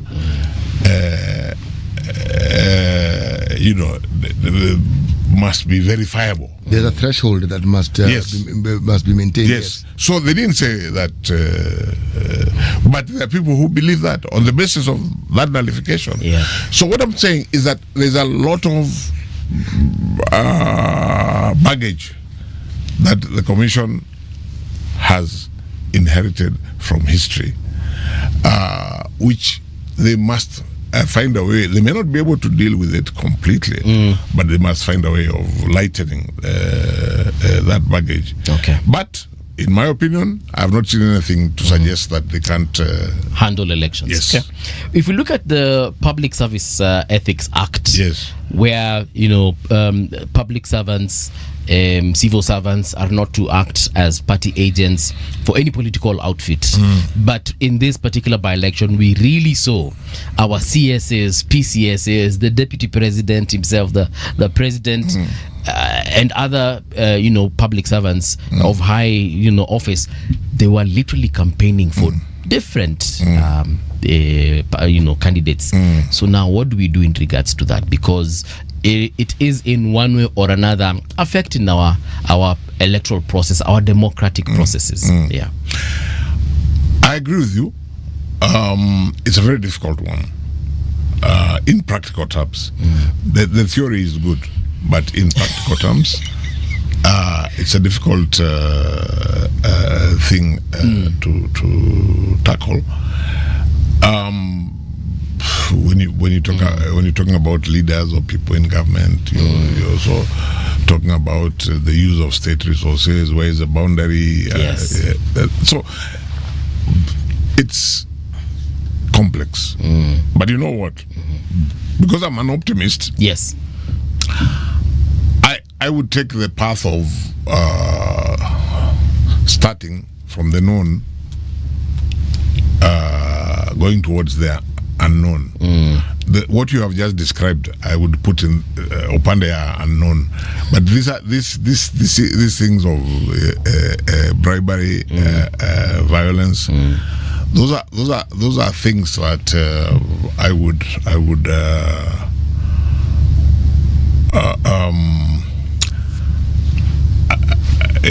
I would focus on, and I would urge the commission to focus on. And in doing so, communication is also very important, so that you walk with the mwananchi, especially during the election period. The commission is making decisions daily, and there are decisions that are sensitive. They must balance so as not to be seen to be in the history of this particular country, and our history of voting and whatever electoral body we had at any given point in time, when we look at the mandate that the electoral body had, this particular one in the 2010 Constitution, Article 88 lines it out quite clearly. One of the mandates that it has when it comes to regulations is to develop a code of conduct, which is there, and which to enforce. Now, I have a problem. The enforcement is I have a problem. I have a problem because that one, they can come up with that code of conduct. Yes. They can even talk about it. Now, in the by-elections we've just had, if IEBC had come out and made sure and broadcast widely the code of conduct that is expected, and what it is that are the commensurate penalties that will follow people who abrogate these dictates. Said it over and over and over again, because they could have. Meaning you're now telling people what is accepted and what is not. Yes. Now, you would then know, and you cannot, or let me put it, you then cannot say you do not know what one must not do. But they never do that. The enforcement bit, I don't understand. What did the Constitution think? How was IEBC supposed to enforce this? They can develop the code of conduct, but how are they supposed to enforce it? You know, Charles, by the way, that is a very, very good question. My answer to that is that yes, IEBC is the electoral management body, but IEBC, the commission, is just like a cog. There are other wheels. You know, violence, for example, because it's an election, does not take away the fact that when you torch somebody's vehicle, you are committing an offense. It's elections or no elections. So even the other bodies that have a legal responsibility, should also be held to account. So it's not just IEBC, and I don't think we would deal with that problem, Charles, just by focusing on IEBC. This is the beauty of being a layperson. I will focus on IEBC. I don't have the benefit of knowing the law as you do, so I'm going to trade on my ignorance. IEBC has this mandate. We know that there are institutions within the country that enforce the law. We do know this, okay? So that's esoteric. Let's talk about formulating and broadcasting the code of conduct. There I agree with you, Kabisa. Yes. That one I agree with you, Kabisa. And as I say, if one was in the boardroom reviewing the just concluded by elections, that is something that it's important to reflect on. There is this code of conduct. The Wananchi maybe them, they may not know the contents, but I want to believe that the immediate players know the contents of that, and they can broadcast it. You see, if they do not tell the citizenry in plain terms, okay? There's an advert that used to play on radio when we were children. Pika kwa kimbo. Pika kwa kimbo. Exactly. Okay. Now that was the funky version. In our time, it was simple. Pika kwa kimbo. It was just Evo simple. too. Yes. Okay. Okay. Then there was another one I used to hear of. Coca-Cola is it. If you are driving, say from Nairobi and going to Mombasa, Haki, when you reach Emali, you're going to go into a shop to buy Coca-Cola. Maybe you did not. What you want is a soft drink, but you'll buy Coca-Cola because of the adverts that you've been hearing. You've been hearing it. The IEBC has a low-hanging fruit. This low-hanging fruit puts them in a very good position to now deal or look for these other authorities within government that can deal with people who perpetrate these laid down regulations. State what these regulations are. Let people know over and over that these are the things that are expected. We know very well people are going to try and do what they need to do. Why were 17 people arrested in Kasipul?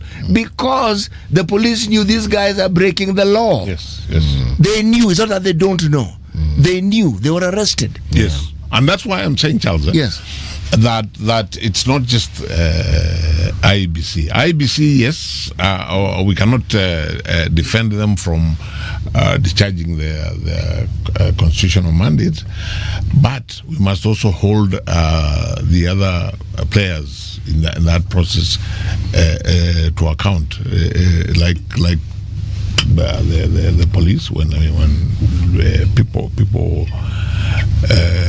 commit some of these crimes, like burning people's cars and so on and so forth. They must, those who have that responsibility, they need to discharge that responsibility. Then IEBC, because its responsibility is at another level. IEBC has the question of what sanctions relative to the election. The police, for example, have a general responsibility as regards whether election or no election. You cannot just touch Charles Muga's vehicle and walk away, whether or not there's an election. So that need to be attended to. Now, if there's an election, then that is attended to, and then IBC should be able to say, in the context of the election, umefanya that. Therefore, this is the sanction. This is how we are going to sanction you. But the biggest challenge in all this, Charles, is the rest of us, especially the politicians.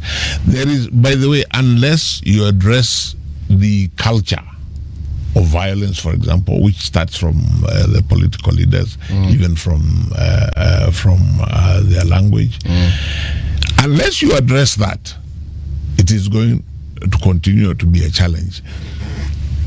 There are so many people with responsibility here. The expectation of the Constitution, for example, one of the mandates that IEBC has is civic education, pertaining to electoral matters. I don't think there has ever been a serious even attempt to discharge that responsibility, nor has Parliament, because that requires a lot of money. To the best of my knowledge, Parliament has never set aside money for that. The problem, Charles, when it comes to that is this. Even when I saw this in the Uhuru era, even when civil society, who also do something similar, get funding, the government of that time demanded that the funds that these entities receive must first be deposited with the government. Now, the moment you hear that, you wonder, what the heck are you talking about? Okay? Wait, what? And it actually happened? No, they were not going to give the money. I mean, they won't. That's one. So the end result is they don't get the money. They don't get the money, and so the civic education you speak of doesn't arise. The reason why you find me harping on this particular one, see, I've avoided talking about regulating campaign financing because that one is beautiful in theory. In practice, it is an absolute nightmare. Okay, and the reason why it is a nightmare, we do know. The reason why social media thrives is because there are topical issues that come up and people then engage on those matters. If a matter regarding behavior, conduct is broadcast and it is on social media, it will be a subject of discussion. People will give their opinion. There are those who will say it's a waste of time. There are those who will say, but the discussion will be there. And with the discussion, you are getting to understand what the law says about these things, which right now we do not. We just know generally that's what they're supposed to do. But when you break it down in details, I give an example of government at its best giving you information. When we're changing the 1,000 shilling denomination in the Uhuru era. My friend, from the point they started, they told you the number of days. And they kept telling you, and they kept telling you, until there was 2 days, 3 days, then they even extended. They told you, you could not say you didn't know. Mutahi Kagwe, during COVID, every single day, We even knew the time. Every single day. If you wasn't there, an officer, you could not say you did not know. I know because I wash my hands religiously as a result of that. True. In fact, the course of a day in my own house, I wash my hands 3 or 4 times. Yes. Because I internalize. And in fact, the other day I was shocked. I was saying, I really internalized this thing, didn't I? Okay? Because it was put very simply. By simply washing your hands, you are preventing or you're limiting extensively the possibility of this. I'm going to rest my case, but I am saying there are low-hanging fruits that begin the IEBC on the journey of stemming on these problems that we think are unsolvable. The citizenry will be forced to acknowledge that they have been told. The time is now. You start talking about it now. Come to places like this one here, and we have many of those. Go to social media, go to podcasts, talk about these things. Over time, by the time we get to 2027, our people will know. I can't argue with that. I completely agree with you. All I was saying is that to go beyond there in the discharge of the mandate of civic education, other players have to come in, even those who provide budgets and so on. You know why I agree with you. Even now, this is now we are agreeing with each other. Let me agree with you in return, in response to you having agreed with me. Every time the court pronounced that whether it was President Uhuru or this current president has done something unconstitutional, a court order has been given and they've ignored it. Ideally, they should be arrested. Ideally, contempt of court. It comes with a certain, man. It's an academic discussion. We know what the law. Now, what I like about the law is that we know it exists. We know what ought to happen. And because we know when someone is breaking the law. Yes. You see, that's the beauty of these things. So you can go ahead and break it, but it is known that, and by a much larger population, that what you're doing is contrary to the law. Yes. And like you've said, even during this same by-election, we saw CSAs walking into polling stations. Some of them were not voting. And you could see even the public was angry at them. So they had to leave. But again, you look at the police who are supposed actually to control that situation. They're unable to arrest this particular CS because number one, amekuja na askari wake. These askari wake are also equally armed, perhaps even more armed than the ones manning the polling station. And so we put ourselves in a situation whereby, yes, we'd like to blame the police for not even doing their work as far as that particular situation is concerned. But also, what choice do we leave them? And it's just one of those things. I'm looking at our country right now, and even as we prepare now for the general election in 2027, I ask myself a lot of questions. Are we, as much as we are campaigning and saying all these things that we're saying and choosing the candidates that we want, are we as Kenyans going to have a free and fair process to ensure that I choose the candidate of my choice? What you have just outlined is actually, in my view, because I saw the topic that we are discussing here is about whether IEBC has the capacity to run the elections. But what you have just outlined, we as Kenyans, we have said we want an election which we have described in the Constitution, we have described it in the legislation. But all of us, are we ready, kila mtu, to do their part so that we deliver to ourselves that Constitution? That really is the big question. Because some of these things. When I was coming here, I was thinking of an analogy. A football match. Out of nowhere, one of the players is feeling this thing is not going our way. He's frustrated. So out of nowhere, when a Caribbeana, he slaps another player, which happens, by the way. Then the referee can do one of several things. Red card him or warn him. Red card, ilengine naitwa yellow. Hiyo ni warning sasa. Or He could even say play on. Yeah, very true. But then, the conversation, and this is the point I'm making. Yes, the conversation then becomes, you referee is biased, manapatia mtu yetu. We do not address the initial question. What happened? Why did this guy just slap in the middle of a game? Yeah. And that's the situation we have with our political leaders. We do not hold them to account from the very beginning of that process. Whether we are talking violence, it starts with them. Obviously, when we are talking about the use of money in the elections, it starts with them. So let us not overemphasize that. IEBC should have done this. By the way, I'm not defending them, but even as we do that, we should be asking, how do we deal with these political leaders? Who introducing violence?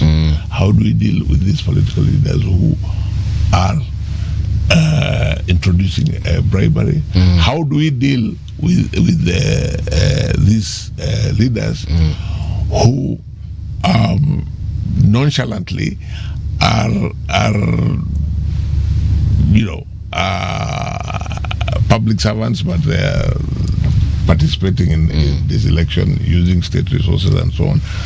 That's an issue those are issues that we should be holding all these people to account, even as we hold IEBC to account. We had a conversation here with former Senator Bill Okiro, and one of the things that he said, I watched it. Yeah, and if you remember the conversation very well, he did say that sometimes even when he was in Senate, he would write to EACC, for example, and direct them that, look, this Mheshimiwa, this governor is in this particular scandal. This is the amount of money that is in contention. Can you investigate further? Because clearly he's unable. So do your work as EACC. Then EACC will take their sweet time, and after a while say that they're unable to do anything about it. And this is after back and forth. They're unable to do anything about it because of the powers that be. Yes. And that is where we are as a country. So yes, I will point fingers at IEBC because if I see an issue, I will. But then again, IEBC should also point fingers at the police, and the police will tell me, so that is where we are as a country. But at the end of the day, as mwananchi, we should be seeking to hold accountable each of these people, bodies. Yes. The biggest challenge, of course, is, as I said, it's we living in a time of great polarization in this country, politically. So people are going to reach conclusions, not because of the logic or the facts, but people are going to reach conclusions because of their underlying political persuasion. True. So, for me, I would encourage, because we are talking about IEBC. I would encourage IEBC to do two things: to learn from the by-election. Yes, there are clearly things that they will be able to say, here we should have done different, we should have done better. Secondly, identify in relation to the trust deficit. Identify, to use what City was saying, identify the low hanging fruits. Okay. As regards bridging that trust deficit, communication is key. And if I was to advise them, I agree with the city that these people should, commissioners or chair, they should have been continuously, in a situation where they are talking to the people of Kenya, keeping them continuously, keeping them informed, even during that 1 month or whatever. Arrange with the media that you'll give us an hour, half an hour every day, because this is in the public interest. Yes. We communicate this. That's if I was to talk about